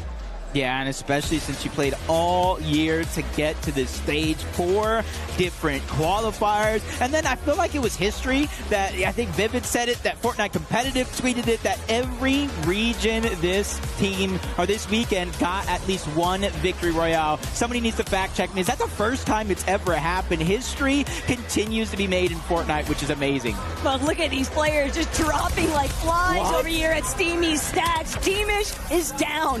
Darm still floating. He's headed straight towards their initial drop, but for Panzer, Huga, Braze, everyone else left in a bit of a scramble here. It's every man for himself just about. Phoenix and Retro also still trying to be involved in the party that's been breaking out, but Braze, there will be no escaping the doom of Steamy Stacks as now Panzer, Yapko seemingly like have a fire lit underneath them. They are trying to gauge whether or not it's going to be possible to actually take out Edson, but currently in a little bit of a safe position. That could change in just a moment. Oh, Panzer actually can get the turnaround. Yapko hopefully will be able to secure this elimination, but no, instead he's getting chased out, but an entirely different team. There will be no opportunities. In fact, Yapko, he just has to stay alive because Panzer, it's all about the reboot. I think he did it. I think he's about enough time. Yep. Panzer is going to be back. And you can kind of see in the minimap, he's trying to decide where he's going to go because just respawning is even half the battle, especially when so many teams are looking on over in your direction. But it does look like Retro is kind of holding down the fort towards CME Stacks. Edson's down below. Yapko's there as well. And it just seems like game after game is a solo hot drop right out of the gates. Best man surviving. Get your team some points. And Retro knows that Edson is just a sliver of HP away from going down. His 5th elimination of the game and a good 15-point start from a team that needs it. Cue the Benny Hill theme music, though, because Edson's making him work for it. Retro nearly gets put into the dirt, but will fortunately be able to secure the elimination here. 5 in total, though. So this action that took place at Steamy Stacks, if Retro and Phoenix can walk away from it, surviving it, that's actually going to be a pretty big upswing towards their points. Yep. See, though, Gitson backtracking over here. He's probably trying to lend a helping hand to Edson, who's just been running around with no shields, to be honest. Retro found him out. Game of hide and seek for at least that elimination is going to be over. His 5th one out of the gate, 6th one of the team. And this is what I've been wanting to see from some of the teams that need it. There's very few opportunities left, and why not just go ahead and throw everything out there so that way, if it does come out that you do not get top 6, at least you go home with no regrets. Hey, if you throw enough stuff at the wall, you never know what's going to stick. But for PA Zin and Edson, not too sold on the fact that this was actually where they want to continue trying to hedge their bets, because PH Zen, Edson, they are just going through the blender right now. Just so many bodies here at Steamy Stacks, and now it's all down to Edson to potentially create a little bit of space here, give them some time to actually recover. But Aoxy and Jojo Fishy, the early eliminations at Steamy Stacks, ultimately going to put a dagger in their game plan for this lobby. They've been fully eliminated. Here we have Gone, part of the team of him and Knight in this one as well. They moved up to second place in that game, so it surprises me just a little bit that they're willing to get their hands dirty this early on. Sky and Scroll trying to go after a chase. Virgo's stuck by himself. Don't see Shadow, but I see a shot that's going to hit. Unfortunately enough, the numbers game, Taco, just works too strongly against him. That's a great execution there, too, by Sky and Scroll. The way that they just went for that full pincer. Virgo could only defend so many angles from the two, so solid elimination sequence. And Sky, Scroll, now intending fully on just making sure that they continue to at least pull off into those endgame moments. They're already within that top 6 threshold. If they can make it to finals, that's going to be a huge benefit towards their mental and so much relief, because we're talking about the club championship that's at stake and those points involved, but it's also just knowing how many teams don't want Sky and Scroll in the finals. Yeah, I think teams just realize, you know, back-to-back major champions, almost winning the Summit, and just coming in here, they just cannot let a team continue to dominate. You've seen Salvatore, they went down very, very early in that last game. They gave up their second place spot, but they're still inside of the top 6 bubble, so they need to make sure that they don't have those same mistakes again, because that's going to put them on the back foot and may push them into desperation mode. You can ensure that the part of the Middle East is certainly with these two right now, since they have had such a prosperous journey in today's competition. But survival phase is brutal for all parties involved. Darm will finally be eliminated here. Unfortunately for Edson and PH Zen, it's not like he really had too many goodies for them to take advantage of, but it at least helps to stem the bleeding a bit, and they will have an opportunity now to actually play things a bit more passive. Yeah, that start over at Steamy Stacks looking a little scary. At one point, Edson literally running around into PH coming in saving the day, but now that they have each other's back here, they went away from that mess up above, and slowly but surely progressing their game, just like you said. Not too many teams nearby this location, but as they got that one elimination, you saw the surviving duo immediately disengage towards the north, further and further away from where he's going to reboot into, but at least he's giving him a shot. Khan gets one down. Faded's going to follow up as well. Yuma's the one that they get the elimination on, and they're not necessarily in a hurry to leave the Slurpee Swamp just yet. There's just so many heals available at Slurpee Swamp, so there's really no pressure to leave unless it starts to get a little bit too crowded. Then we know how rowdy the third party action can get, but as long as you have the bulk of control of the rooftops, hey, anything can happen here. But for Yapko, he can't afford to go down just yet. They've been on a tear already in this lobby, 5 eliminations in total, but they don't want to be doused out just yet. They've got to keep the flame alive here. They need to start having some big endgame moments for the placement points to ultimately factor into their scorecard. But for Darm and Deemish, they've got nothing to lose here, Jacob. Darm willing to contribute everything he has in store towards this engagement, because worst case scenario, Deemish off somewhere else, safe and sound. And not only that, Darm fully understanding other teams now starting to close in on his position. He doesn't even get the benefit of that aggression onto Yapko, but Anon and Meza might punish him for sticking around too long. Yeah, they played that one perfect so far. Because Darm was so stalled out in that fight, they snuck up against, I believe it was him and Yapko for so long. They got Panzer out of the sky. They took down Yapko, and now they're working on Darm next. They're trying to keep themselves alive in this tournament. All it takes is one foot in front of the other. No large leaps, just small steps, one at a time. They do find that elimination onto Darm. That's their 8th one of the game, bringing them up to 24 points on straight eliminations alone. But it's already obvious just how many more teams are willing to just go all out aggressive currently, because they know 3 elimination points apiece, that is going to be the ultimate catch-up factor. Some of these teams recognizing the fact we are too far away. Even if we're consistent with our placements, the odds of us just being able to bank on a a huge conversion of points between one good endgame placement, a top 5, you know, somewhere around that 30 points and plus threshold, and double-digit eliminations, you're looking at anywhere between a 70-plus point upswing, and that just makes a big difference. It definitely does, and that's exactly what they're trying to do here. 9 eliminations, 10 eliminations for Anon and Bazin. Enough is enough from these guys, and I think this is the quickest teams have been fully eliminated out of lobbies so far. We're down to the top 16. One more team falling, placement points will start to set in. And this is what you would expect to see somewhere near games 9, 10 of this tourney day, but I think knowing that it is the last possible opportunity, that's what's causing everybody else to just crank it up one notch further and really just go all or nothing.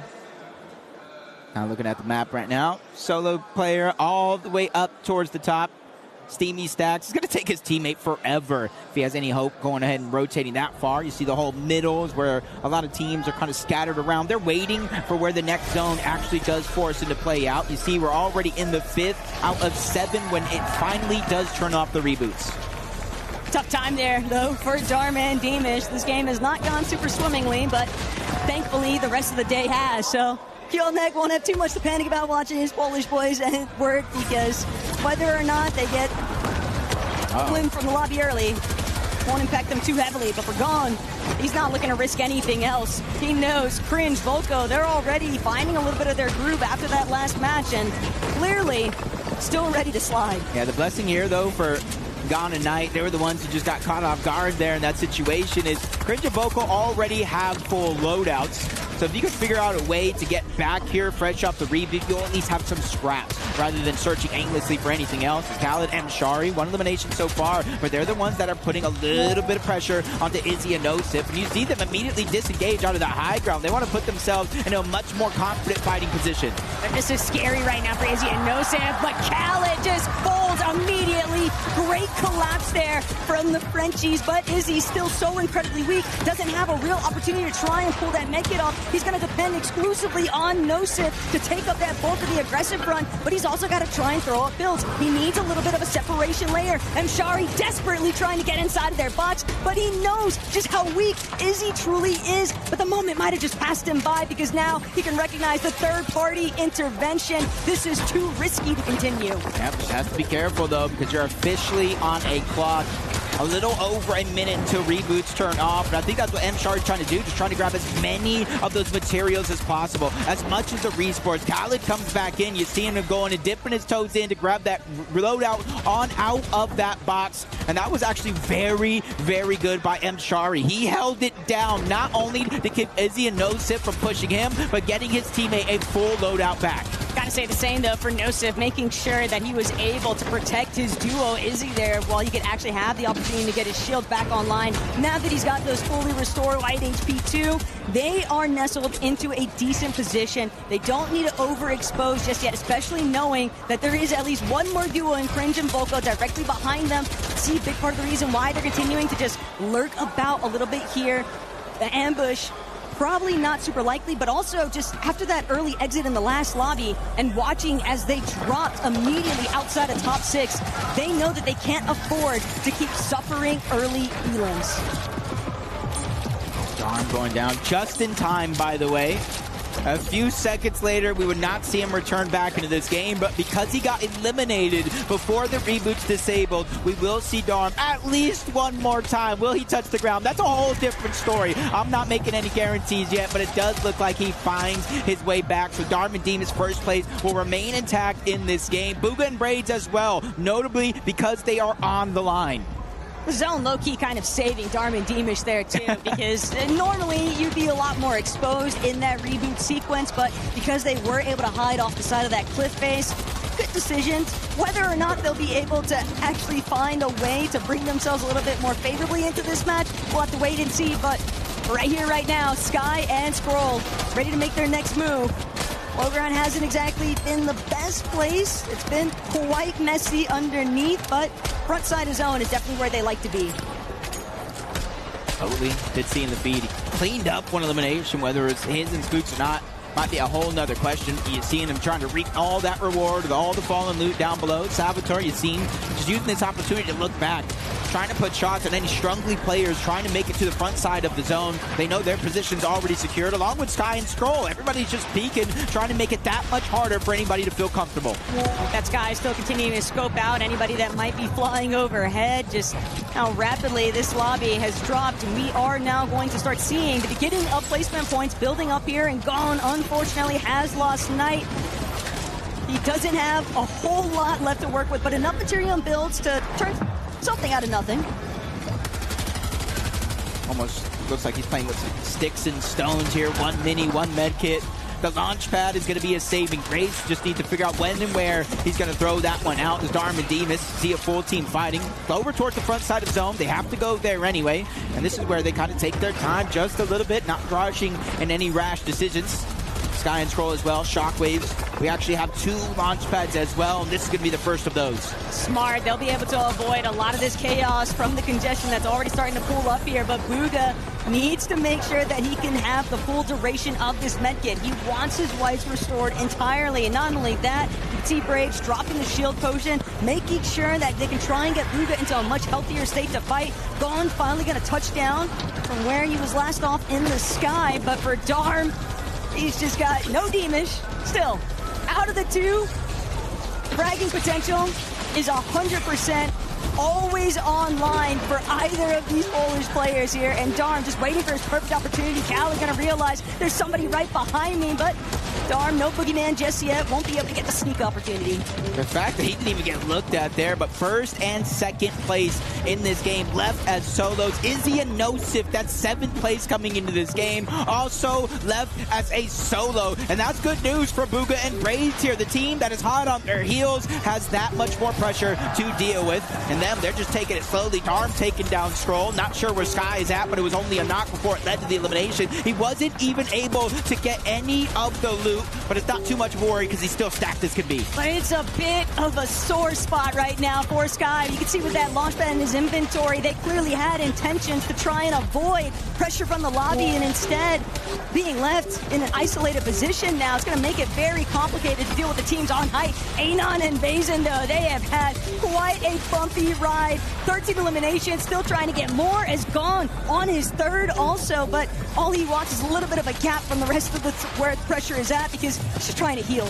Yeah, it's just kind of make it mathematically impossible, knowing nothing's going to go perfect. You got to take these opportunities while you can, and Shari's going to go down. Khaled's just trying to stay alive, but with 3 builds left, doesn't really have much to work with, but he does find a treasure trove underneath. It is just simply loot, not no materials, so he's going to have to keep on looking. Bugha finds another elimination. That's 3 more points added to their total. Sky even deserving credit. It's a battle of solos here in this madness. But Gone still doing his best to fend for himself. Bugha unfortunately taken out. Braids now left 4 medkits though to work with Jacob. He could choose to just try and ride out the storm here, but he knows there's just too many players surrounding him. He's got to have his pump at the ready, anticipating whether or not he'll be able to open up an edit, find a well-placed shot. That could save him so much time, but he's going to need the refresh too for material. But with so many medkits, he's going to opt just to play for a little bit of heal off and hope that he gets more placements out of it. Wants to dodge a crucial portion of this game.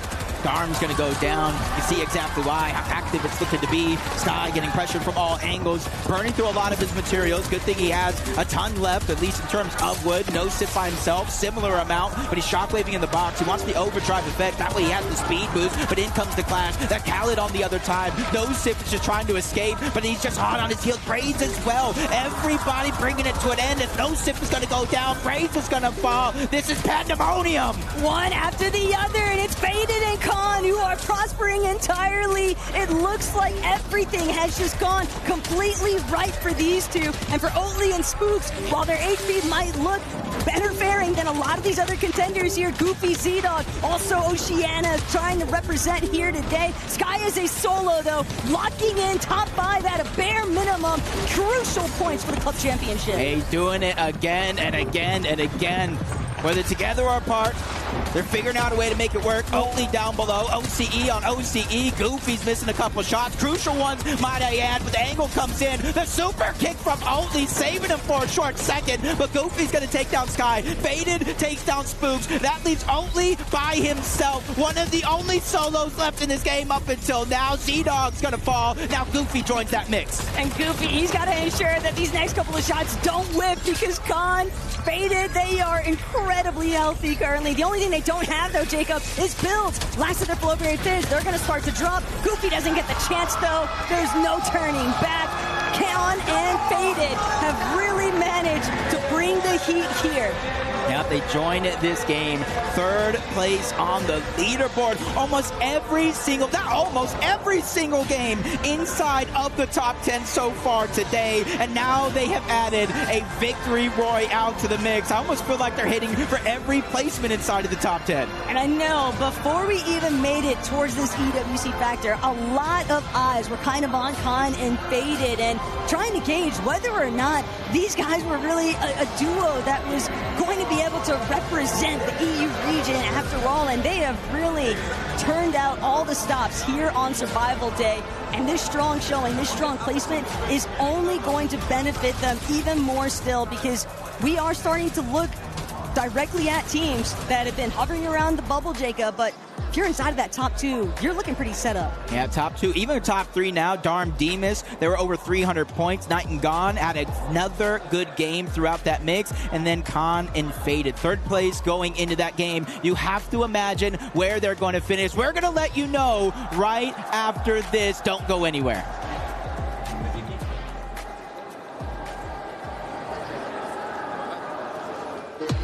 We were there for every click, every clutch, every respawn. We were there for the years of grind, and we're here. Now, the proud founding partner of EWC, powering the biggest event in gaming, shoulder to shoulder with the world's best, making history. Greatness deserves a stage. Lenovo Legion, reach your impossible.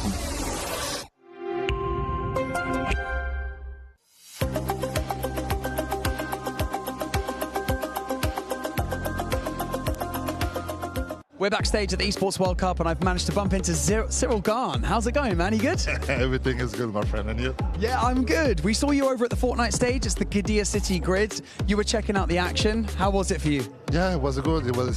This is my first time, first of all, and I'm really impressed because this is in live and direct. Like this is a real competition. Like look like similar like my sport. You see, like the pressure of the fans, everything, the crowd. That's crazy. You must do the perfect move every time. That's completely crazy. That's right. Speaking about being a competitor, obviously you know this firsthand. So if you were to basically talk to any of these players that are competing on stage, to give them any advice about staying focused, especially for long periods of time. Some of these guys are competing for like 5-6 hours on stage. How do you stay laser focused in those high pressure moments? This is a different sport, but I think, yeah, mentally you must be prepared at first, and yeah, to be focused. The word is focus. For my part, every time the people ask me, what is your feeling when you are at the last minute? Like I say, focus. That's a big word, and I think you must be focused and to prepare mentally with the coach. I think that's. I don't know exactly if you do that, but you must do that. Really. I love that. When you are at the high level, this is make the difference, for real. Yeah, the highest level here, it's absolutely incredible to see all these players like competing. So thank you so much for stopping by. Really appreciate it. Enjoy the Esports World Cup, and we'll see you soon. Monster Deface. How can we not be entertained right now? What an incredible set of games. And just think, Monster, the action has been incredible, but only 6 keys will remain at the end of 10 games. And that game right there, you saw what was going on. Sky and Scroll popping off, making it so far, and then Booga and Braids not quite going the distance as Oatly jumps up and over with, of course, his teammate there, Spooks, in the end. All of a sudden now we have ourselves a competition on our hands, and then I couldn't help but notice the slow Booga and Braids start, but they're ramping up now as it's starting to matter. They're fighting for for that top 6, right? There's so many duos all so close together, fighting for those spots. We got to talk about Sky and Scroll, though we continue to talk about them. AGAL fans are thinking the same thing. They have to make it to finals, right? For the points, those club championship points will be so critical. This means everything for AGAL. They are so close. Whenever we flash that points, Falcons is just barely ahead of them right now. This means that they need to make it to the grand finals, and I couldn't tell you more or not if they have it in them, because OCE has been on their heels so close. You have Goofy and Z-Dog with the phenomenal group stage B performance and A, both of them playing so well, and now they're proving it once again. I can't even believe you see Oatly as well going insane. I mean, he got himself a victory off.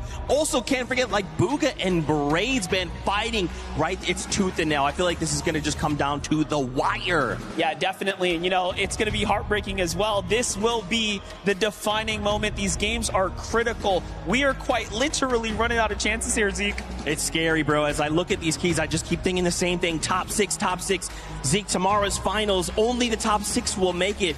I mean, how the pressure's on, right, yeah. Monster? How are these duos looking to just hold on and make it through? Yeah, at this point, you know, there's pride on the line. It's your reputation. This is history. There's dollars for the club points as well, of course. At this point, we're just going to have to see who better than our casters to take us into the next game. Time is definitely running out. There are 3 games left. There are 4 points that separate a team from continuing their journey to tomorrow and the rest of the field going home early. And Zeke and MD have already highlighted it, though. Nobody can really consider themselves safe unless you are like Darm, Deemish, Khan, and Faded. Everything else seemingly up for grabs, because when you look at where the cutoff currently is, Booga and Braids just at 250 points. Z-Dog, Goofy, Oatly, Spooks, giving them a good scare because they are just so hot on their heels that it could be just one misstep that results in just getting pushed out of that top 6 position. And realistically, Jacob, I don't think that anyone is going to feel very confident in their drops, because this could really be the turnaround point where teams start looking to really contest each other. Yeah, and if you kind of take a look at everyone except for Darm Demas, to be exact, that full page of that leaderboard,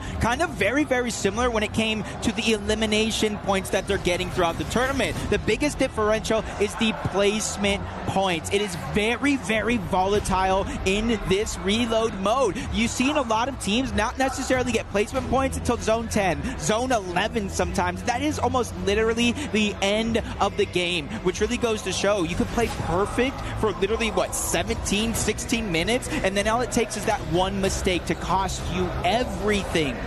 And that's what makes it even more impressive, though, when we do see these solo clutch points start to trickle in. Sky specifically in that last lobby, the fact that he was able to bring out a top 5 position when everything is just so close and like tight neck position, you just can't even begin to imagine the sort of things that are running through his head. Because again, even if you ignore the club championship points, even if you try to filter out the background noise of knowing how much AGAL is depending on their position in tomorrow's competition, they just have so many other pros in this lobby that don't want to have to deal with them, period. So even though right now they might look like they're about to be safe, at the same time, I'm kind of expecting other duos to really try to throw them off guard, really get involved, and just off-spawn contest them nonstop, because if you can get rid of such a strong competitor in this stage, well, it would hurt the club championship standings, but it would also really open up the doorway for what's going to happen in the direct Fortnite competition tomorrow, too. Especially since, you know, we've seen it multiple times. It's not just one time where a team that, you know, eventually wants to win, obviously in this case, wants to qualify. One of the things that they do is just hunt down that team that is in their way. It's a little bit harder here in Reload because the respawns, the 12 seconds, and when you get knocks, when you get elims, or even full wipes, it kind of takes that timer down even quicker, but we could potentially see it. Imagine Oatly Spooks. Right now, they're 8th place, 222. They take down Z-Dog Goofy. They find Booga and Braids. So even if they might not necessarily punch their ticket with a victory royale, they're closing that gap because their nearest competition is no longer there. With everything just seemingly so dicey currently. We saw just how active Steamy Stacks was. It looked a bit like evil Fortnite even at the beginning. But Anon, think about what they were able to accomplish and how many eliminations they were able to kickstart that game with. And it's all just these big leaps that can take place if you are able to throw up some really strong elimination matches. But you just got to dig so deep currently if you are in one of these seats right now for the players. And it's just so crazy to think about the fact that we've only got 3 games left to determine who our 6 teams are going to be. For that match point finals, and looks like another solo hot drop right out of the gates. I say solo loosely because Darm Demas might be one of the only teams that actually landed here together. So while others are wiping each other and it's just solos, they're the ones that are taking complete control of the situation. There is going to be one player by himself, Retro. He got an elimination of his own. Luckily for him, Phoenix is nowhere in sight. So even if he gets eliminated here, it won't be this team to chase him down. And unfortunately for Retro, his time at Port Crumpet is going to be cut short. Darm and Deemish will have none of it. 2 eliminations already to kickstart game number 8. And now they'll have ample time to decide where they want to go next. If they want to continue trailing the players that are going to be lighting up the sky with those reboot cycles, that's entirely up to them. Darm, no benefit off that first crash pad. A little bit of a misstep here, but next one, good to go. And it's Braids he's got directly in his sights. No pressure relief whatsoever. Tough spot to be in for Puga and Braids. Yeah, sometimes you think, let's just go to the outskirts. Let's go to the farthest point. And honestly, let's go below the mountain range, but that's just a good line of sight from Darm and Deemish. Able to take him down, chase him down even. Make sure they clear the top side of their map. Khan and Faded. Talk about consistency. This team definitely does have it. They got that first place in that last game. They got multiple 4th place. They got a 2nd place, 6th place, 7th place. They're kind of hitting for it all. As Puga just in open water. Calm the skipper. He's just trying to survive on the island.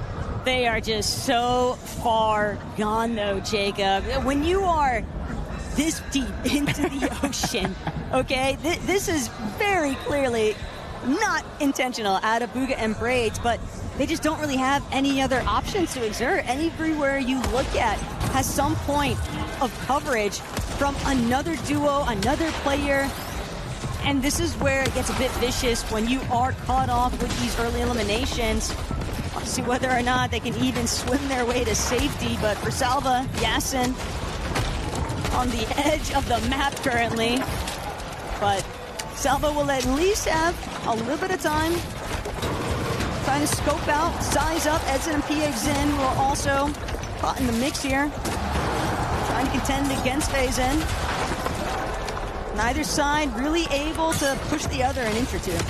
Uh-oh, on the outskirts, though, you got to be careful. I think Puga and Braids have finally been spotted out. Yasin and Salvatore, they're getting pushed as well. These are teams, Taco, that are inside of the bubble, and Edson's trying to take out one. A narrow miss, not a full shot. He's going to regret that one, but luckily for him, PH Zin is there as well, trying to close the gap from one team after the other. They're trying to play the numbers game, get into the same box, but Anon and Fazen are now trying to crash this party. Dom and Deemish are now trying to crash this party. Even if you didn't get sent the invitation, you're now taking part in all of this mess. There's only one player not looking to move in the slightest, and it is Puga just sitting still, hiding away, out of sight, out of mind. Please don't realize I'm right next to you as Anon. Nice turnaround there onto Deemish. That's going to be a huge elimination for these two to clutch up because it is going to force Darm to stop right in his tracks. Edson and PH Zin now trying to reconsider if this is really the juice that they want to try and squeeze here, but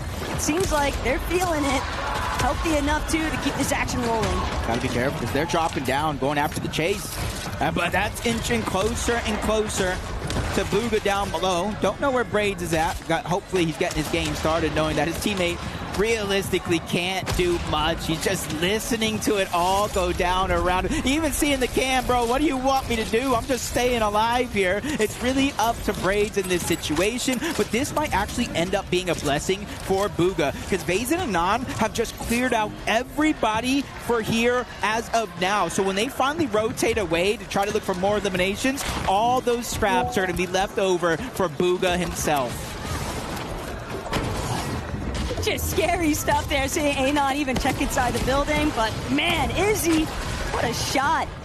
Great knock there initially, and Anon and Vazen, you already called it, Jacob. It seems like they're content. They don't think there's anybody else left over from where that last little fight took place, so they'll take their bag and immediately begin their departure. Where to next? But for Bugha, that was still so much time to commit to in the early game phases. They are going to miss out on some early elimination opportunities, and when you are just so close with the rest of the competition on the cusp of top 6, it's just such a dangerous game to play. Yeah, putting a lot of pressure on you to have a good placing game. Half of the points are top 6, and they get in big chunks of 5 after that inside of the top 5. Darm and Deemish, 369 plus points and counting. They're after Sky, they're after Skrull. This is AGAL with their backs up against the wall here in this 8th game. Does look like Skrull continuing to try to create distance. Sky is going to be nearby. Gets those barrels, trying to get the shield and HP back on up, and he realizes he's in a position so he can't necessarily help his teammate. And the problem right now, Deemish and Darm, fortunately for Sky and Skrull, they won't continue to get chased too heavily just yet, but at the same time, they're not out of the thick of it just yet. Z-Dog, Goofy also nearby. Sky and Skrull could potentially get sandwiched if they're not careful. Izzy and Nosif just trying to see if they can rack up a 5th elimination here, possibly even 6. Joe Oatley going to be the first to fall. Now they're waiting to see if they can take out Spooks and eliminate Oceana entirely, but Spooks just dashing every which way around the box, but he can't escape it. Izzy and Nosif cleaning up Oatley and Spooks. That was 8th place versus 9th place, and Izzy and Nosif took him out. They tie him up overall on the leaderboard, but they still now have to go on the chase. Z-Dog, Goofy, probably their next targets. Khan baited. They just need to not go down early, get a couple placement points, but it does look like Phoenix Retro going to do a good job, at least able to get one. Retro, almost scaring me there for a moment. Fall damage was looking real, but he's able to stay alive, even with his teammate going down. That pump shot definitely saving his life currently, but Khan potentially hoping to get a little bit of revenge here for his duo. Retro goes up, and it's Khan who wins this exchange, but for how much longer? Faded also managing to reconnect with his duo, though.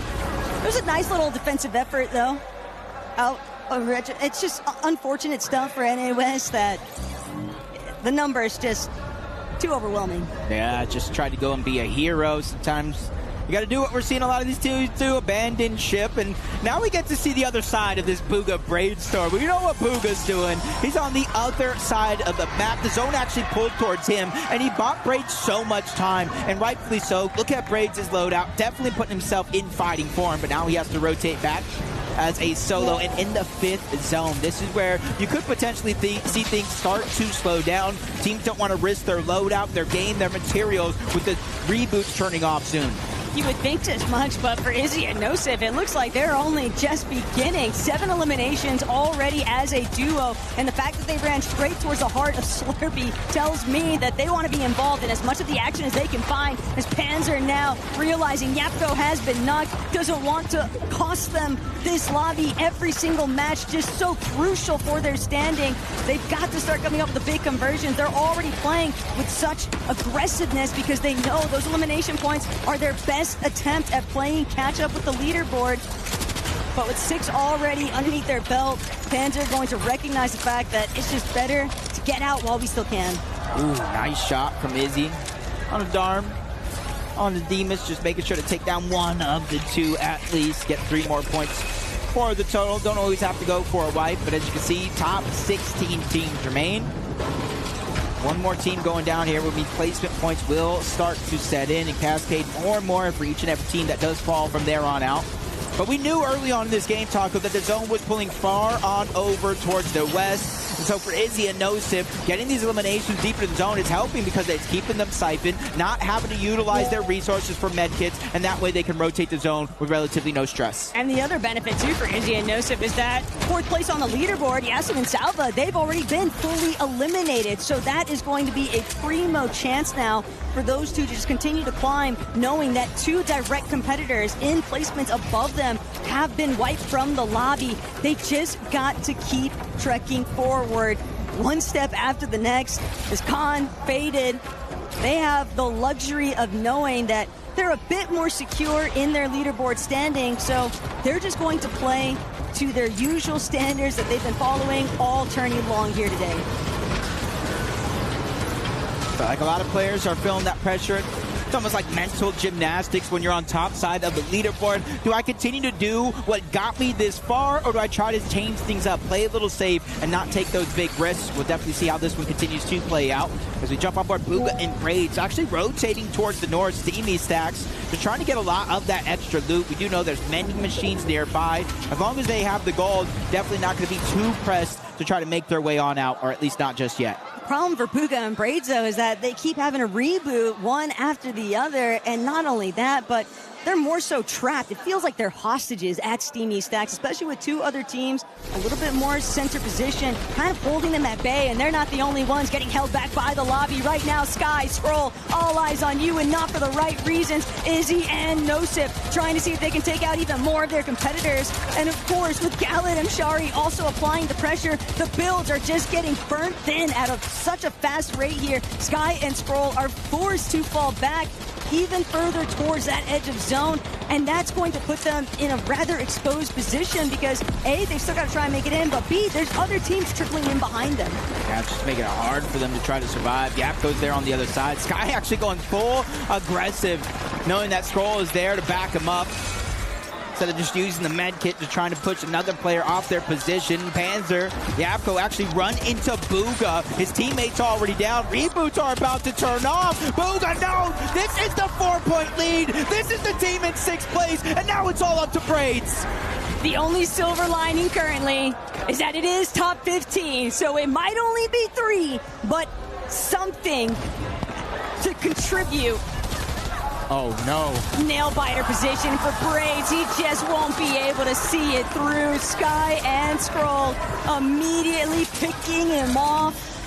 And a big punish potentially, but a most definite shakeup going to take place after this lobby, depending on what happens next. And all I can think about is Izzy and Nosip with 7 eliminations already. Bugha and Braids were initially the duo to shove them just outside of that top 6 contention point, and now they might be able to get their lick back in this game. It is definitely going to be their best chance.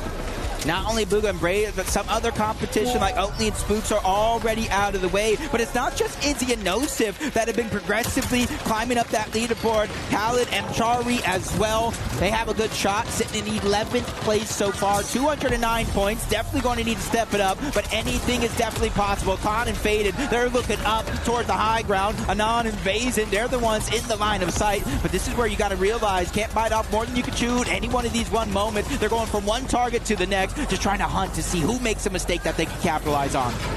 But if anything, Khan and Faded have certainly proven that they've got a lot of bite behind their bark. And, well, Izzy, Nosip, reviewing back to whether or not these two are going to be able to find yet another elimination. All depends on Sky and Scroll even letting them into a safe spot to begin with. These guys are just applying steady pressure, making sure to stick low. No one else really able to get good shots in, but Izzy and Nosip not getting a taste of their own medicine even. Think about what was happening against the likes of Sky and Scroll earlier, and now they're on the receiving end of it. I'm not sure if this is calculated by Sky and Scroll, but they took down Bugha and Braids, or helped that be a possibility. They're pressuring Izzy and Nosip, and the reason why that's important, because those are the closest teams that could pass them up on the leaderboard as Panzer continues to steamroll here in this game, along with Yapko. They take down another team up above. Gone feeling the same pain. It's Izzy and Nosip's world, though. We're just living in it. And Izzy and Nosip, they are certainly feeling themselves right now, but Goofy, Z-Dog, they've managed to overtake it. 264 points. That's going to put Bugha and Braids just outside, so top 6 still most certainly up for grabs here. And Sky has a solo yet again. 9 builds left to his name and just dwindling at such a rapid rate. He's going to have to find an elimination somehow, some way.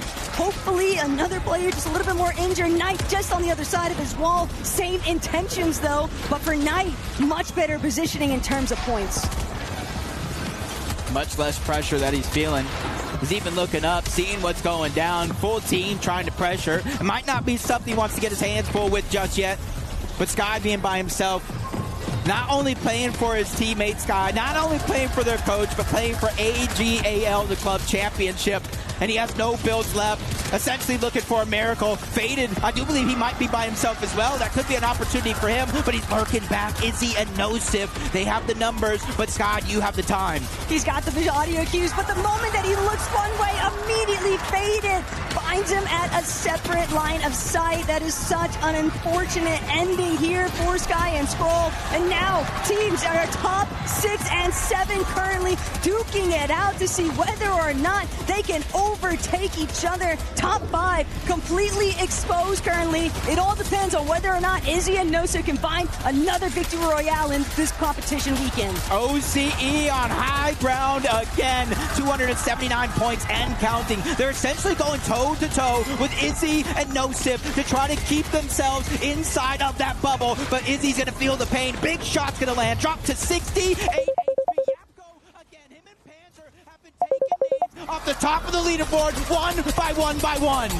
But it's Z-Dog and Goofy who are quite literally at the top of this lobby currently. They've got the full benefit of that eagle eye overview, but Izzy, he loses nonstop. He'll at least get the clean exchange here. That elimination onto Yapko. The siphon back to back. PH Sin has fallen, and just like that, every bit of material you could possibly want or need to keep Izzy tarping forward. But the max pulls, Jacob, they're just so vicious for everyone. And right now, Izzy's 10 elimination solo run still has over 200 mats, trying to stay ahead of the zone, looking back at the Coyote, but he's going to grapple his way to safety. Down below, Ruin his duo. They're going to try to put pressure upward. Vocal and Cringe, they're on those. Oh my God!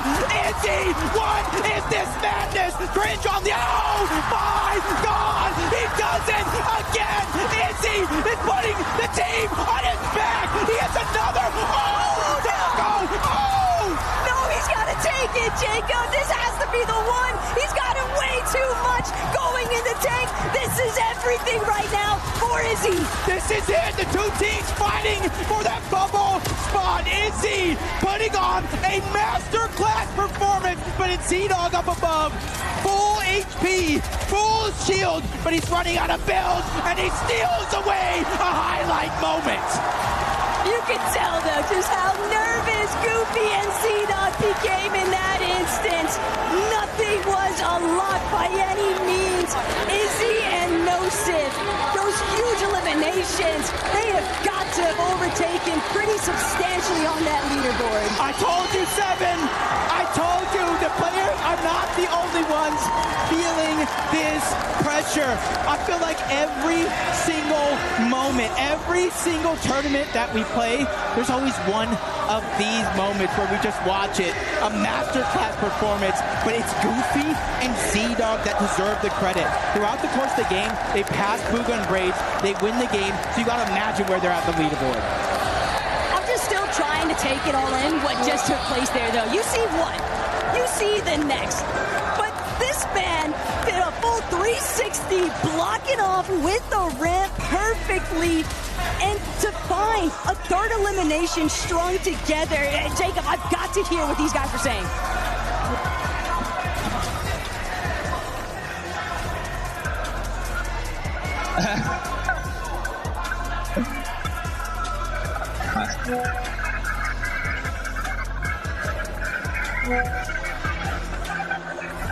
How many mats do you give him? Like 100. Nice, that's it. Calm, cool, collected. I'm not even sure they realize winning that game puts them inside of the bubble. It's just Goofy was almost at the same level of disbelief as us, Jacob. 1 HP. 1 HP for Izzy, and he was still able to make it happen. That is a whole different kind of flow state that we have seen on today's competition. My head exploded. My head absolutely exploded, though, after that game. It was just madness from Izzy and nonstop. And, dude, Izzy, that's what I was saying. These guys, from the start of the year till now, 2026 is something I coined is the year of the underdogs. And so far, it's staying true. It started at the Summit land, and the journey is continuing here at EWC for these two. They have been on an absolute tearaway, and I am so worried for everyone else in this competition, because if these are the types of matchups that they're going to have to line up against in the final hour, these next two games, Jacob, are just going to be so volatile, so unpredictable, and so nerve-wracking. Yeah, and it's for Izzy and Nosif, like Izzy's particularly, every single elim he got, obviously I was screaming, but the crowd was going ballistic. This is a moment I feel like he will remember for the rest of his life, rightfully so. But man, this tournament is just, it's a pleasant surprise in terms of how close everything actually is. Just unreal scenes. How do you even hold your nerve in that kind of circumstance? Jacob, we've still got to take a second here to think about what we even want to say, but I know Zeke's got plenty of words on the scene. We absolutely do. We had to take a moment here to catch up with SAUL, Faded and Con, performing huge. Gentlemen, how are you guys feeling? You guys are in the top 6 right now. Feeling good, feeling strong. Your job's not done, but you guys are doing incredible here right now. Yeah, I mean, it's our first Epic launch, so the expectations aren't really... I mean, we have expectations, obviously, but there's no pressure, really. So we're just playing our game, and it's obviously working out pretty well. So you're not affected at all. If you guys are just saying, hey, there's no pressure, no expectations, is that actually freeing for you? Yeah, I don't have pressure. Like, I'm playing like normal, and we just play our game mode. How are you guys feeling about Reload? Like, if you're saying there's no pressure, there's a lot of big names here you guys are fighting against and beating.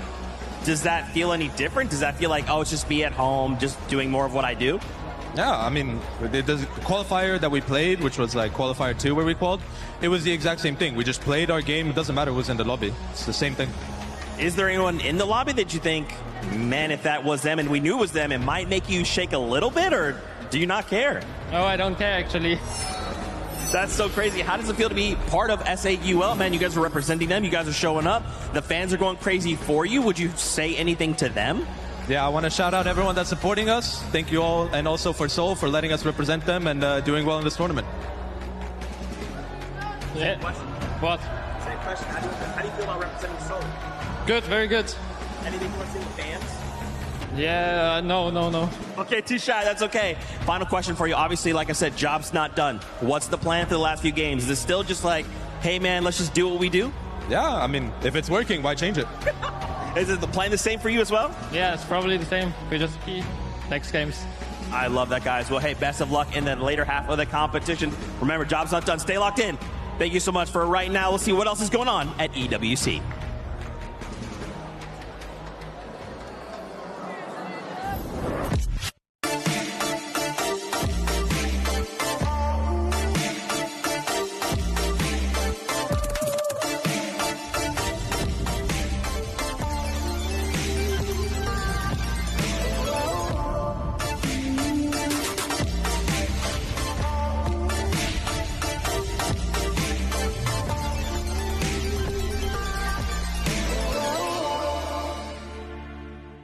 Son? No, not son. Fuck, I'm gonna do it again. 1, 2, 3.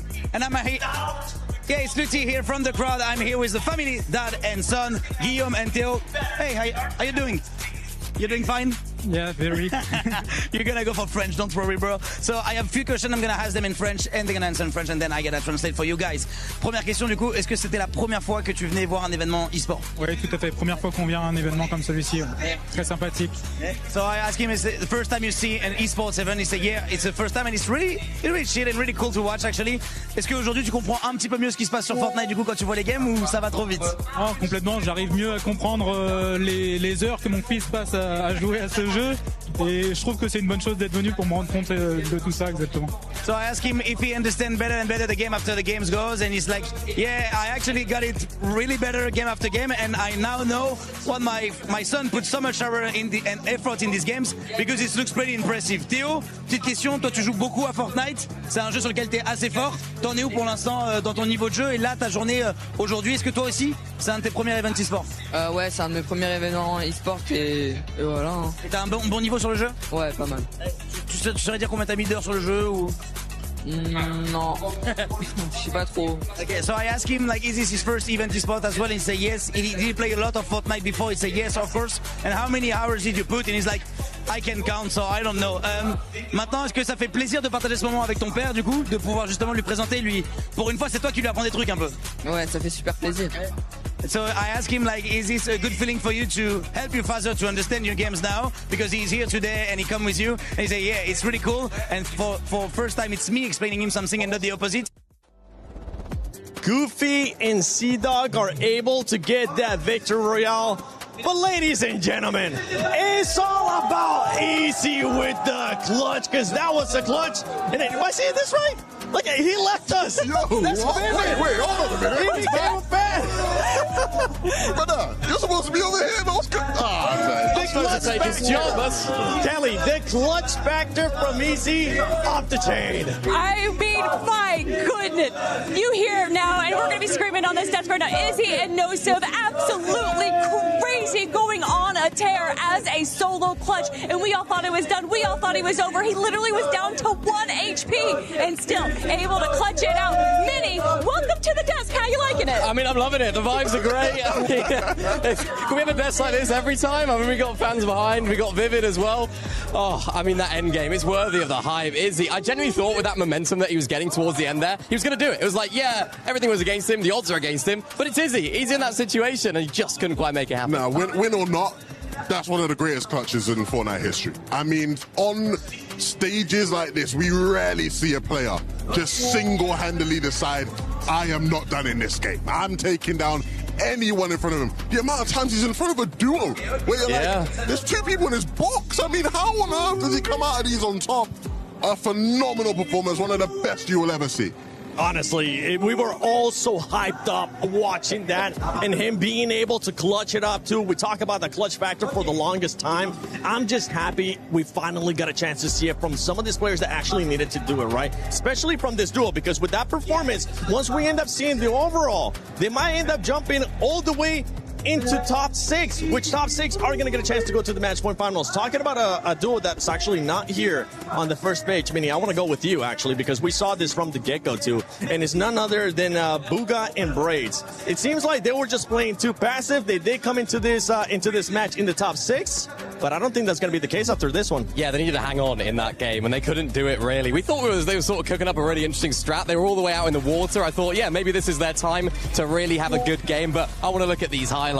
Izzy solo clutch, endgame highlights in general, but it's all about the main man, Izzy. I mean, you could just tell that everyone right now is desperate. Everyone's trying to make a play. We can no longer have these safe, low elimination games. People need to be playing out of their mind if they want to get these coveted elimination points. That's 4 points per. Who cares about the win if you're able to get 30 points from just eliminations, Levin? I mean, when he was in some of these moments, you're sort of looking at it and thinking, eventually, surely someone's going to get. This one here was just disgusting, unbelievable. 1 HP and a dream, and I mean, sometimes you just get a player who just is in flow state. Yeah. Nothing can stop them, and that is what we saw there. Also, big shout-outs to Z-Dog. He actually won the game, and I feel like we're kind of foregoing that right now. It's obvious when you have such an incredible moment like that you do have to look to Izzy for that incredible solo clutch. But Z-Dog, representing the OCE region, definitely showing that he deserves to be up here as well, so we got to give him some praise. Well, it was funny, actually. I saw Z-Dog and Goofy actually go up to Oatly and Spooks after they won a game, so I reckon they've got a few tips how to play that height effectively. I think it was after game 5, wasn't it, that Oatly and Spooks ended up winning, so a little bit of OCE friendship right there. Really happy for those guys because they're a team that did really well in the groups as well, remember, so good to see them performing here as well. Yeah, and for Sea-Dog and Goofy, it's a good bounce back too from the performance that we were seeing of them at the beginning of the day too. It's not what we were expecting,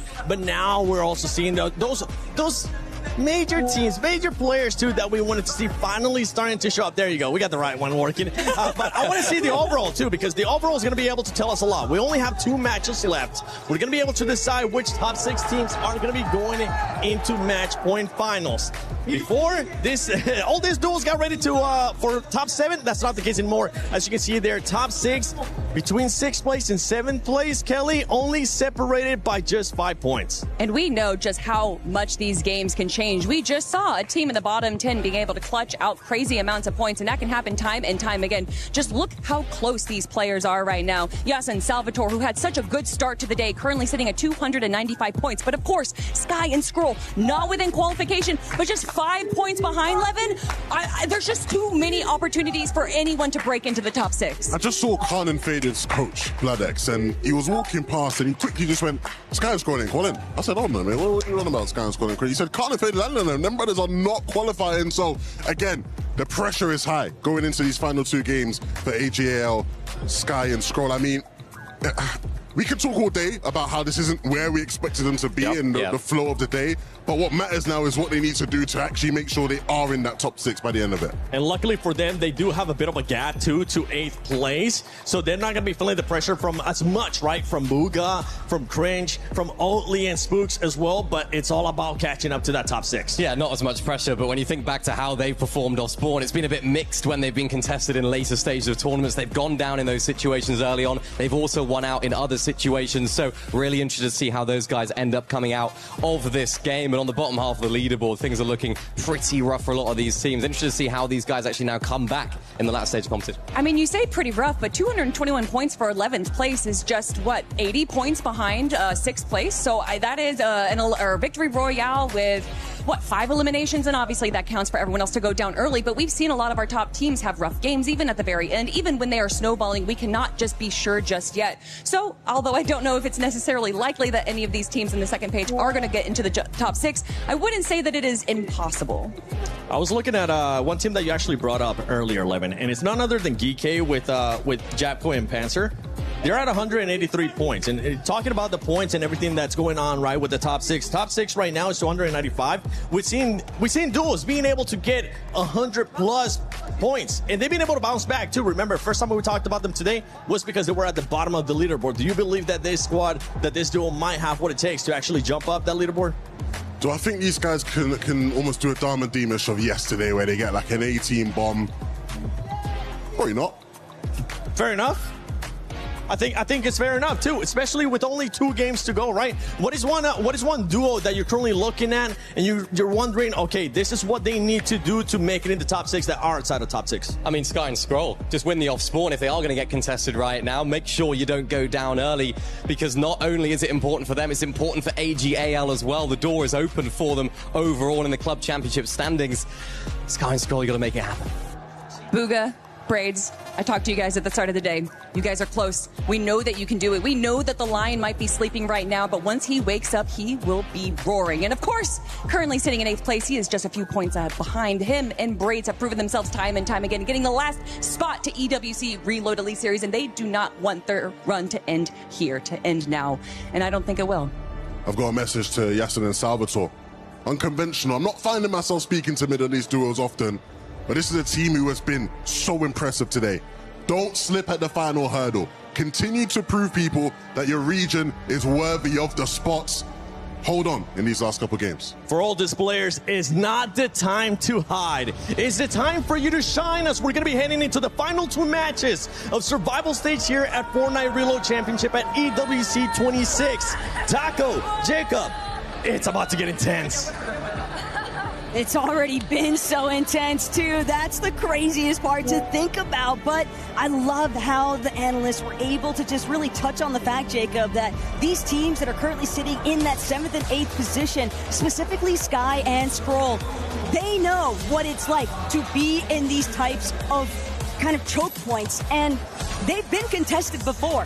When everything was on the line, when it really came down to the wire and they had their mettle tested, they were able to overcome and overtake in Majors 1 and Major 2.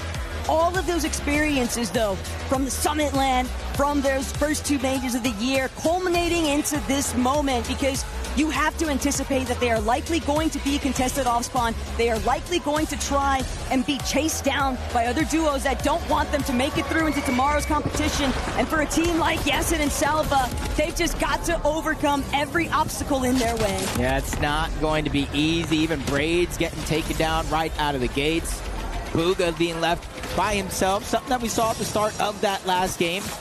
And it wasn't even necessarily them going down in the early portions. It was the moving zones that caught him off guard. Retro down below, great damage on the Spooks, trying to go for the elimination, but big shots is going to take him down.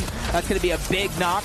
And that one immediately kind of gets stolen away. Deemish, that's his second one so far of the game, but he falls. That's Skrull and Sky. I think they realize what is at stake, the 5-point differential, and that anything can happen at any moment. So you got to start taking part of these early games. Good coverage there from Skrull, though, while he continues to apply some pressure against Khan. And while Khan was a little bit more directly able to pick up some of those leftover goodies, it's not like he's in a position to keep that aggression going. Same case scenario for Skrull. He's realized that there's no point in sticking around any longer. It's just not worth the risk this early on. They've got at least one elimination. He'd rather try to reconvene with Sky and see what else they can pick up. Yeah, you can kind of see Goofy not too far away. The Sin and Salvatore, it almost seems like they're preparing some sort of crash pad play. Goofy's going for the initial lurk. Not sure if he got spotted out, but you know his teammate's trying to close the distance. He made it inside of the building, unspotted so far. Yassine still hasn't got the memo up until now. Goofy goes for a shot, but he misses that opportunity. Both teammates trying to crash to make sure that they have their teammates back, but Z-Dog gets there first. He gets that first drop, making sure Salvatore cannot return to save the day. Okay, Yasin eliminated, that's fine. You can still reboot. Just don't let the panic start to consume you, because it can be tough getting outside of your own head in these circumstances when you are starting to really feel the pressure, the lobby closing in on you. Still, they've got a chance, and it's worth trying to push through it. Jojo Fishy and EWC. Unfortunately, the day has just not been whatsoever in their favor. But for Shari and Khaled, they still have a chance. Slim as it might be, they cannot afford to stumble against the likes of Jojo Fishy. They need to confirm every single one of these eliminations that they can rack up. Man, just a couple rare misses coming out. Opportunity going out the window. Skrull is down here for a moment. That's first place. Going ahead and getting the drop onto at least one, leaving Sky by himself. And this is just the battle for the leaderboard. Goofy and Z-Dog feeling the pressure. Not sure if Shadow and Virgo got the memo, but they could end this run in this game. For Shadow and Virgo, there's just too many other teams looking their way over at Slurpee Swamp. They don't want to be the ones caught in the middle of it all. Z-Dog and Goofy just purely benefiting off of that last victory royale. It was such a big swing towards their standings on the leaderboard. Sky, Skrull though, able to get a bit of an indirect assist out of Volko. They were trying to deal with Khan and Faded simultaneously. Instead, it's only going to be Faded trying to escape, but he's having to block off multiple angles here. And with Sky still looking to try and barrel into his position, Faded on his last bits of HP, doing everything in his power to try and fight back, but Sky's going to finally get the closing shots here. So what had initially haunted Skrull from the starting point, not getting that elimination onto Khan, not closing out that engagement entirely, having it kind of turned against him. Now this is where they can get a little bit of space to work with. Yeah, and with those eliminations there, that puts AGAL, Sky, and Skrull inside of that bubble. But Salvatore and Yassine get an elimination, pushing them right back on out. That's just how close this leaderboard actually is. Throughout the course of the game, they're going to be stealing away that spot, but all that matters is where you finish at the end of the day, and Salvatore is going to get finished off, knocked and deleted out of this one. Luckily for him, his teammate is still alive, so he's not out completely. He just has to figure out where he's going to drop down next. This might be the worst possible position, though, for Yasin and Salva, because when you have such strong present duos like Darm and Deemish, who are in very cozy spots on that leaderboard, you begin to wonder if you're really going to be able to escape, because the moment that Darm and Deemish see that, they might be thinking to themselves, well, why deal with these guys? Why not just get rid of them right away? Because they've clearly been heating up ever since yesterday's competition. They've done an excellent job at representing the Middle East. One of the greats from their region, putting them on the map here. Izzy and No Sip as well. 302, kind of quiet game. Trying to make sure they don't put too big of a target on their back, especially after one of the craziest clutches we've seen in quite a long time. Volko and Cringe 246 points as well, trying to climb up that leaderboard. And that's going to be the thing here, is you don't have to necessarily push yourself inside of the bubble with this game here, but you have to push yourself close, so the last and final one of the day matters. That was a tough flyover banner, though. Seeing that Shadow and Virgo are the first duo eliminated from game number 9, everything's going to boil down to that 10th spot. But, hey, Darm, Demish, and poor Oatly, nowhere left to run. Still catching up. They got their first place spot taken away. 7 eliminations here. I want to say they're even so close to trying to take it back, depending on how many eliminations Con and Faded actually do have. 3 so far, so they are keeping it close to the top side of the leaderboard. Even Scroll taking part. That's, I believe, that might be the 3rd or more elimination of this game, just showing the constant action and the players that are going for it. Everybody just trying to be super proactive. Just great understandings across the board that if you're not able to track down at least 4 or 5 eliminations on top of a strong placement finish, someone else is likely going to pass you up. And for Scroll, every single one of these components really factoring in pretty heavily here, not just towards their overall standing, but the mental positioning too. Saw that replay on the elimination to Retro. Phoenix still up. He's towards the outside of the scene. And Salvatore still here towards the backside of the zone. In Slurpy Swamp, like you said in a few games before, there's so many extra heals. You can basically take your time. Izzy no-sip. Did see them get an elimination in the feed, but you can see Izzy kind of the scratches are feeling deep here on this one. No-sip not able to crash pad on out. Realizing Izzy is in complete danger. He might not necessarily try to drop down and be the hero, but he is lurking around to at least throw a punch their way. Khaled going to become the new target, though, for Anon and Bazin, so No-Sip will be able to provide some coverage, but at the same time, Anon and Bazin could still pose a pretty big threat here, and for Izzy and No-Sip, they have already suffered early elimination status in earlier lobbies, and after just having broken into that top 6, they do not want to experience what it's like having to sit and wait, figure out where your standing is actually going to measure up by the end of the lobby, and then depend exclusively on that game 10 performance.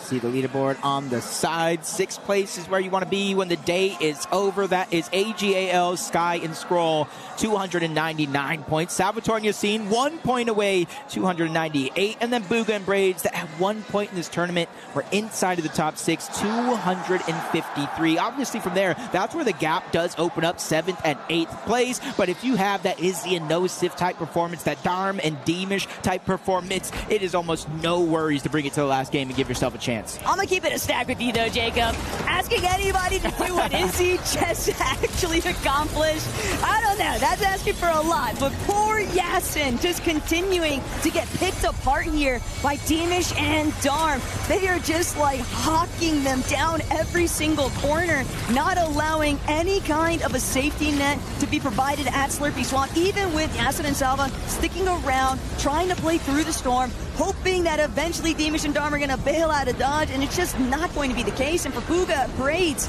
Z-Dog, Goofy just overhead. A lot of problems looming right now. Yeah, I think it's too risky to try to go for a fight. We are in the 5th zone, moving into the 6th. One more, reboots will turn off. But that is kind of the direct competition right above them. Z-Dog, Goofy, 3rd place, 330 points. So Booga and Braids might need to start looking for eliminations here, unless they're hoping to stay consistent in back-to-back games. Going in night, glad that we're getting a nice little opportunity to check in what Zillion Boys have been up to, but Darm and Demish going to preoccupy the space instead as Aoxy eliminated one more time.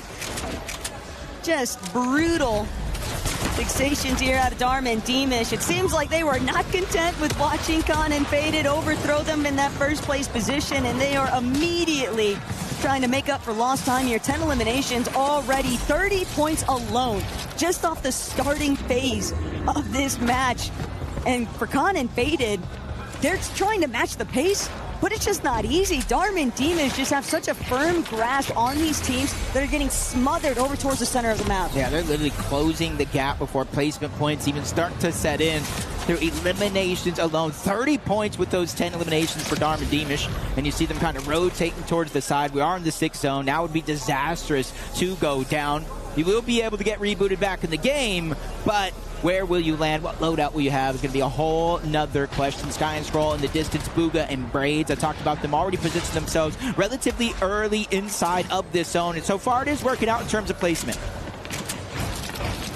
Loadouts, though, a little bit tough, a little bit harder to work with, but they can at least take their time. They've got a good indication of where the rest of the lobby is sort of sizing up, and, well, they're just going to be hoping for a favorable pull here as Oatly dropping in hot, but he'll be able to at least touch down. The problem is, look at what he's in between two completely healthy teams, and they won't have any issues whatsoever with wiping him out yet again. I'm just thinking, did he go on respawn fast enough? That's going to be the biggest question. It was literally seconds there that he did have an opportunity. And I do believe the answer to that is yes. Oatly back into the game, but for how long? Might be another question. Demish getting one. Faded trying to keep up.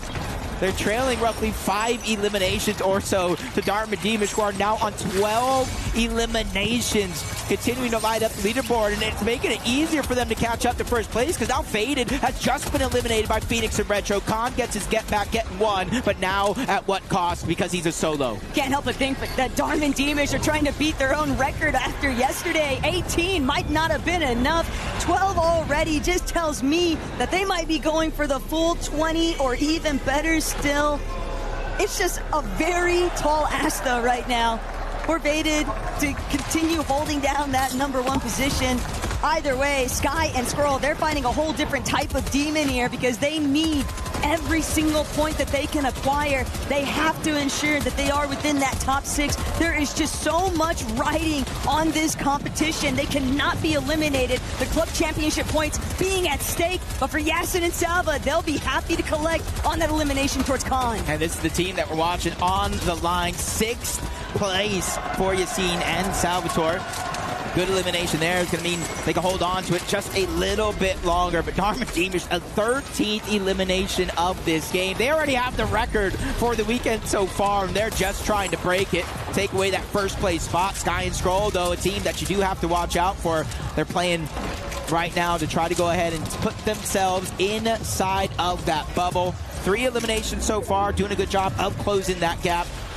But they still have more work to go because the placement points so far in this tournament have been the difference maker. But they did beat the rest of the pack towards that front side position. They are starting to open up a couple of edits here, trying to see whether or not they can actually convert a knock or an elimination along the way. And hey, they might just let Dharma Demish do all the dirty work for them. As long as they stay on that ultimate low ground, stick towards that front side position, they continue looking back at some of these teams that are just getting absolutely beaten up along the way. They're trying to rotate, but Dharma Demish just non-stop dropping bodies out of the sky. Yeah, you see Izzy and Nosif. They probably see the feed.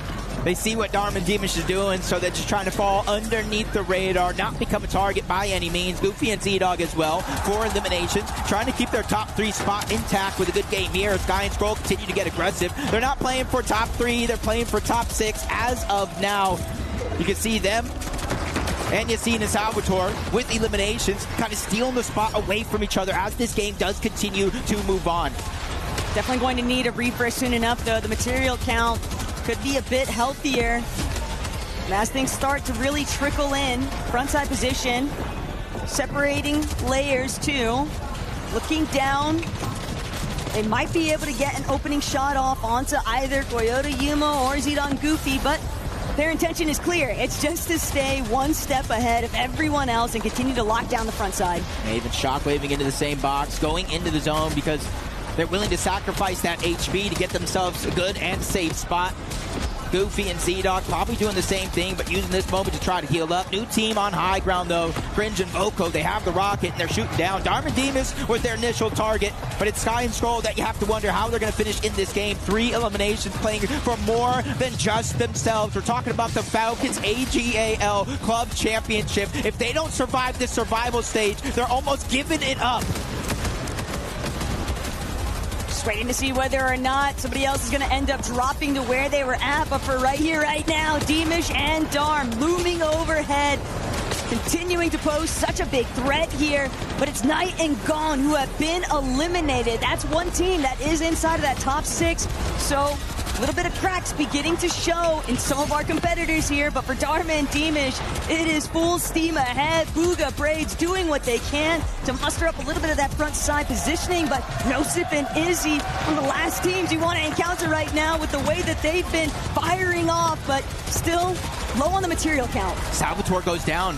Yassine is out. That is 6th place. They have just been eliminated out of this game. Darm and Demish given the helping hand, but they go down immediately after. Koyota and Yuma, Team Zeta on high ground, wreaking havoc with the rocket launcher as well. Cringe and Voco trying to make a comeback be possible. 279 points and counting, but there's still too many juggernauts in their path, including Izzy and Nosif, but they are out of builds, scrambling for a miracle. Oh, Izzy and Nosif are going to go down. This is tragic right now for Izzy and Nosif. Just like that, their flame has been doused, but for Sky and Scroll, now contending with Booga and Braids. They're going to chunk out of each other, but Booga, Braids, they've got the advantage of staying nestled inside of their box. Sky trying to get aggressive. He doesn't have any materials left over whatsoever. Recognizes that Tomat is also all by himself, but Braids, Booga, they needed a big win. Sky has been taken out. AGAL will just have to watch on to see who's actually going to come out on top. All of their competition is already gone. More than half the placement points still left. Big Elim there underneath, but Booga's going to get dropped. Top 3 performance so far has been secured, but Braids, the only solo left alive for his team. I believe it's Yuma on the other side is the other one with Koyota. The duo looking strong. Tamat on the other side. The inter-region battle here. Tamat hoping for a miracle. Both of them are just on slivers of HP, but no miracles today. Koyota and Yuma take the game. A little bit of friendly presence from the same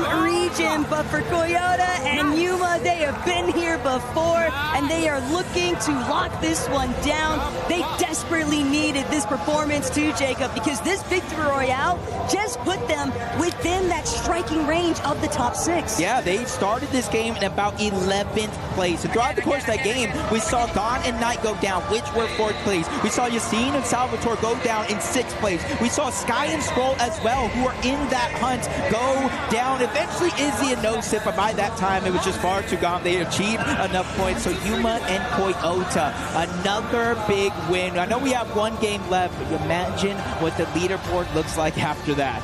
Well, you also have to think about Gon and Knight. Them going down in that 12th place position also leaves them relatively exposed. 329 points does not feel like anywhere near enough because the gap has just continued to close.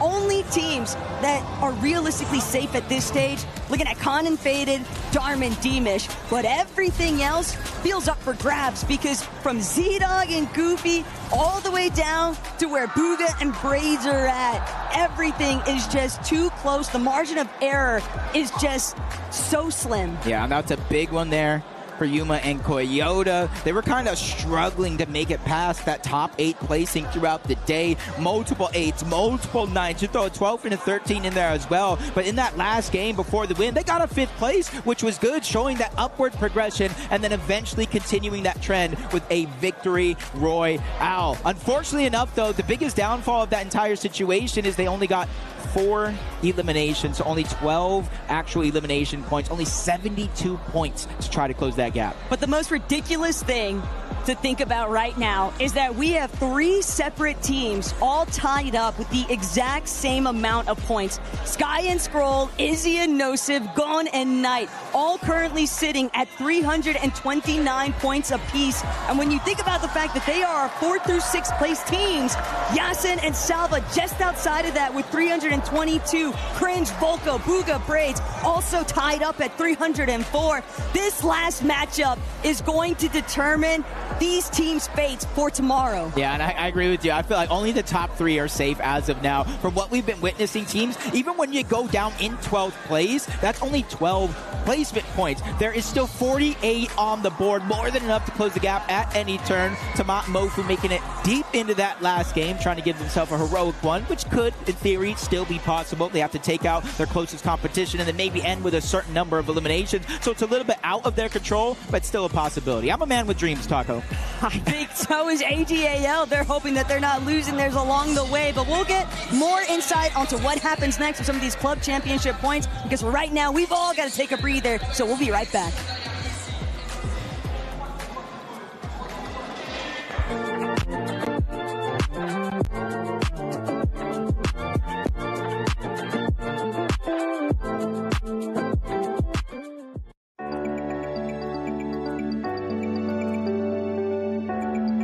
For every click, every clutch, every respawn, we were there. Now, the proud founding partner of EWC, powering the biggest event in gaming, shoulder to shoulder with the world's best. Greatness deserves a stage. Lenovo Legion, reach your impossible. Off against Team Spirit. Things are neck and neck currently, but what we're really focusing on is whether or not Vitality can get that win. If they do, they are back in the discussion when it comes to the top of our CC leaderboard, because over at the Lenovo Legion Gauntlet, they also have Pac, who's now made his way through to the quarterfinals. Another opportunity for Vitality continue pushing through the competition and potentially get some more points. And to cap it all off, when it comes down to our stage, if we're already looking to finals, Vitality are already there. Falcons are already there, and AGAL are looking to make their way there as well, which means it could come down to our stage as one of the deciding moments for the club championship. Of course, as we know, we'll keep you updated on everything.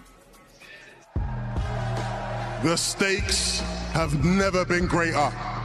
We just saw there on that leaderboard mini, 4th to 6th, all tied on 329 points.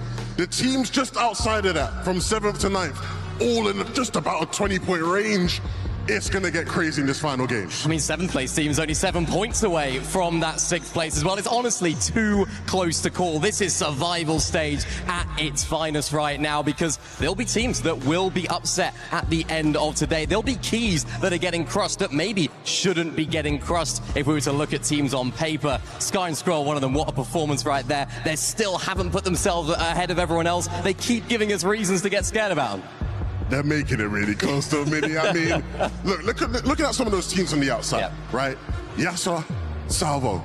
I mean, they were in the top 6 for most of the day. It felt like they were this, Middle East redemption arc, really just going to secure their spot, and they've just slipped outside. And unfortunately, this is exactly what they were doing in their groups as well. They had a really good start, a bit of a decent middle, and then things just started to fall off towards the end. So when it comes down to them, I'm hoping that they can learn from their mistakes and hopefully find a little bit more success here in this last game. Let's talk about our region a bit. Cringe and Volko in 8th. I mean, not the week they wanted to have. No. Ideally, not the day they wanted to have, but they've crept up in these moments. They need a big push here. And they didn't have a good start, remember. They were all the way down there at the bottom of the leaderboard. As I mentioned earlier, I spoke to them at the beginning of the day. They were looking, sounding, and feeling really, really confident. And these are the sort of teams that now they can take it upon themselves to perform on this stage. We haven't seen this level of gameplay from them yet, but they need to make it all happen here. And then, I mean, we have to talk about the main man himself, Booga, Braves. Everybody was so pumped for them to just qualify to be here and compete. But we want to see more than that. We want to see the big Booga in the final. And it was a nice little solo clutch there from Braids as well. We've seen it from them, those in. This ain't no regular thing. Came for the ring, you know what I mean. You see my name in the lights. Better get right, champion. Need a bit of hype from the crowd. They need a bit of energy. So Paris, make some noise! Let's send it to the casters for the final game.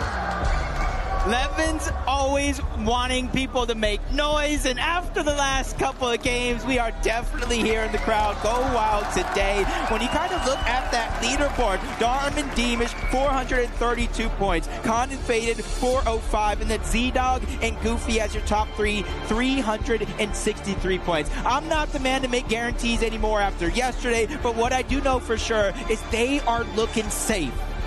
you want to think as much, but it chills down to the bone here because Sky Scroll, Izzy Nosif, Gone and Knight cannot harp on it enough. The fact that they all have the exact same point count for those threshold positions for tomorrow's competition, it is just absolute insanity here, Jacob. And for Yasin and Salva, so close, but still so far away. We could potentially be looking at a competition for tomorrow, a finals that consists of a representative from every single region. Which could be amazing. And honestly, we've seen major events decided by 5 or less points. Placement, elimination, one throughout the course. The difference could have been the difference. And now with our last and final game of today, we literally could see a singular elimination, a singular placement point make the difference here. Can't help but wonder where the bulk of the focus is going to actually be at. We've seen time and time again, Steamy Stacks have plenty of presence from so many other duos, but there's going to be a lot of agents of chaos looking to play spoiler for all of these teams here, and Darm kicking things off already. Braids has also been eliminated. That's 2 for Darm, but then he is shot from another direction entirely, so ultimately gets cut a bit short there, and that's going to be a little bit of relief for Gone and Knight. The solo hot drop. Anytime the game starts, just players just trying to pick up some early elimination points, and if it works out, they clear the spot, they got a whole POI. If it doesn't, they go down, they get rebooted next to their teammates. Unless, of course, you're landing at this spot like Edson, P8sin, Gone and Knight. We did see Braids go down early on. He's just trying to find a spot that he feels comfortable. I don't think he's too close by to Bugha, but he's also not too far. He's also just trying to get whatever tidbits he can find. It just feels like he is full on scavenging currently. And if he only knew, if he only realized that he was so close to such direct competition in Yasin and Salva, he's going to continue keeping them in his peripherals, and for good reason. Don't want to get caught off guard, but Yasin, Salva, a little bit too preoccupied with just trying to play through their own match. They're trying to loot up, use a lot of the extra barrels that are going to be around. That way they don't have to dig deep into the resource pocket. Gone and Knight getting their second elimination of this game.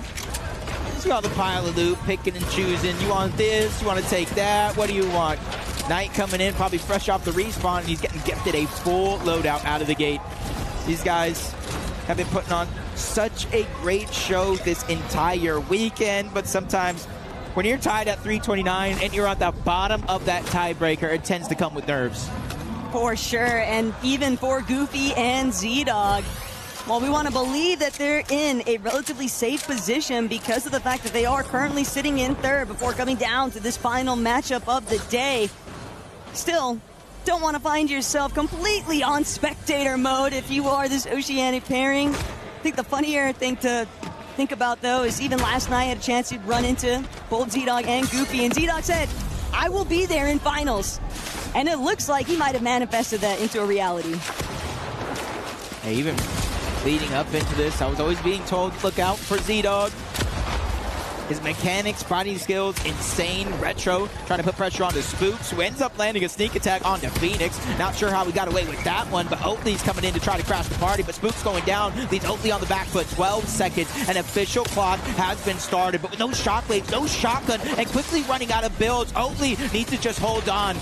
They are going to try to pressure in, but I do think he's doing a great job buying time, but it's just mere seconds left. Spooks is going to get back into the game, so not all hope has been lost. Oatley just doesn't have anything to really work with here.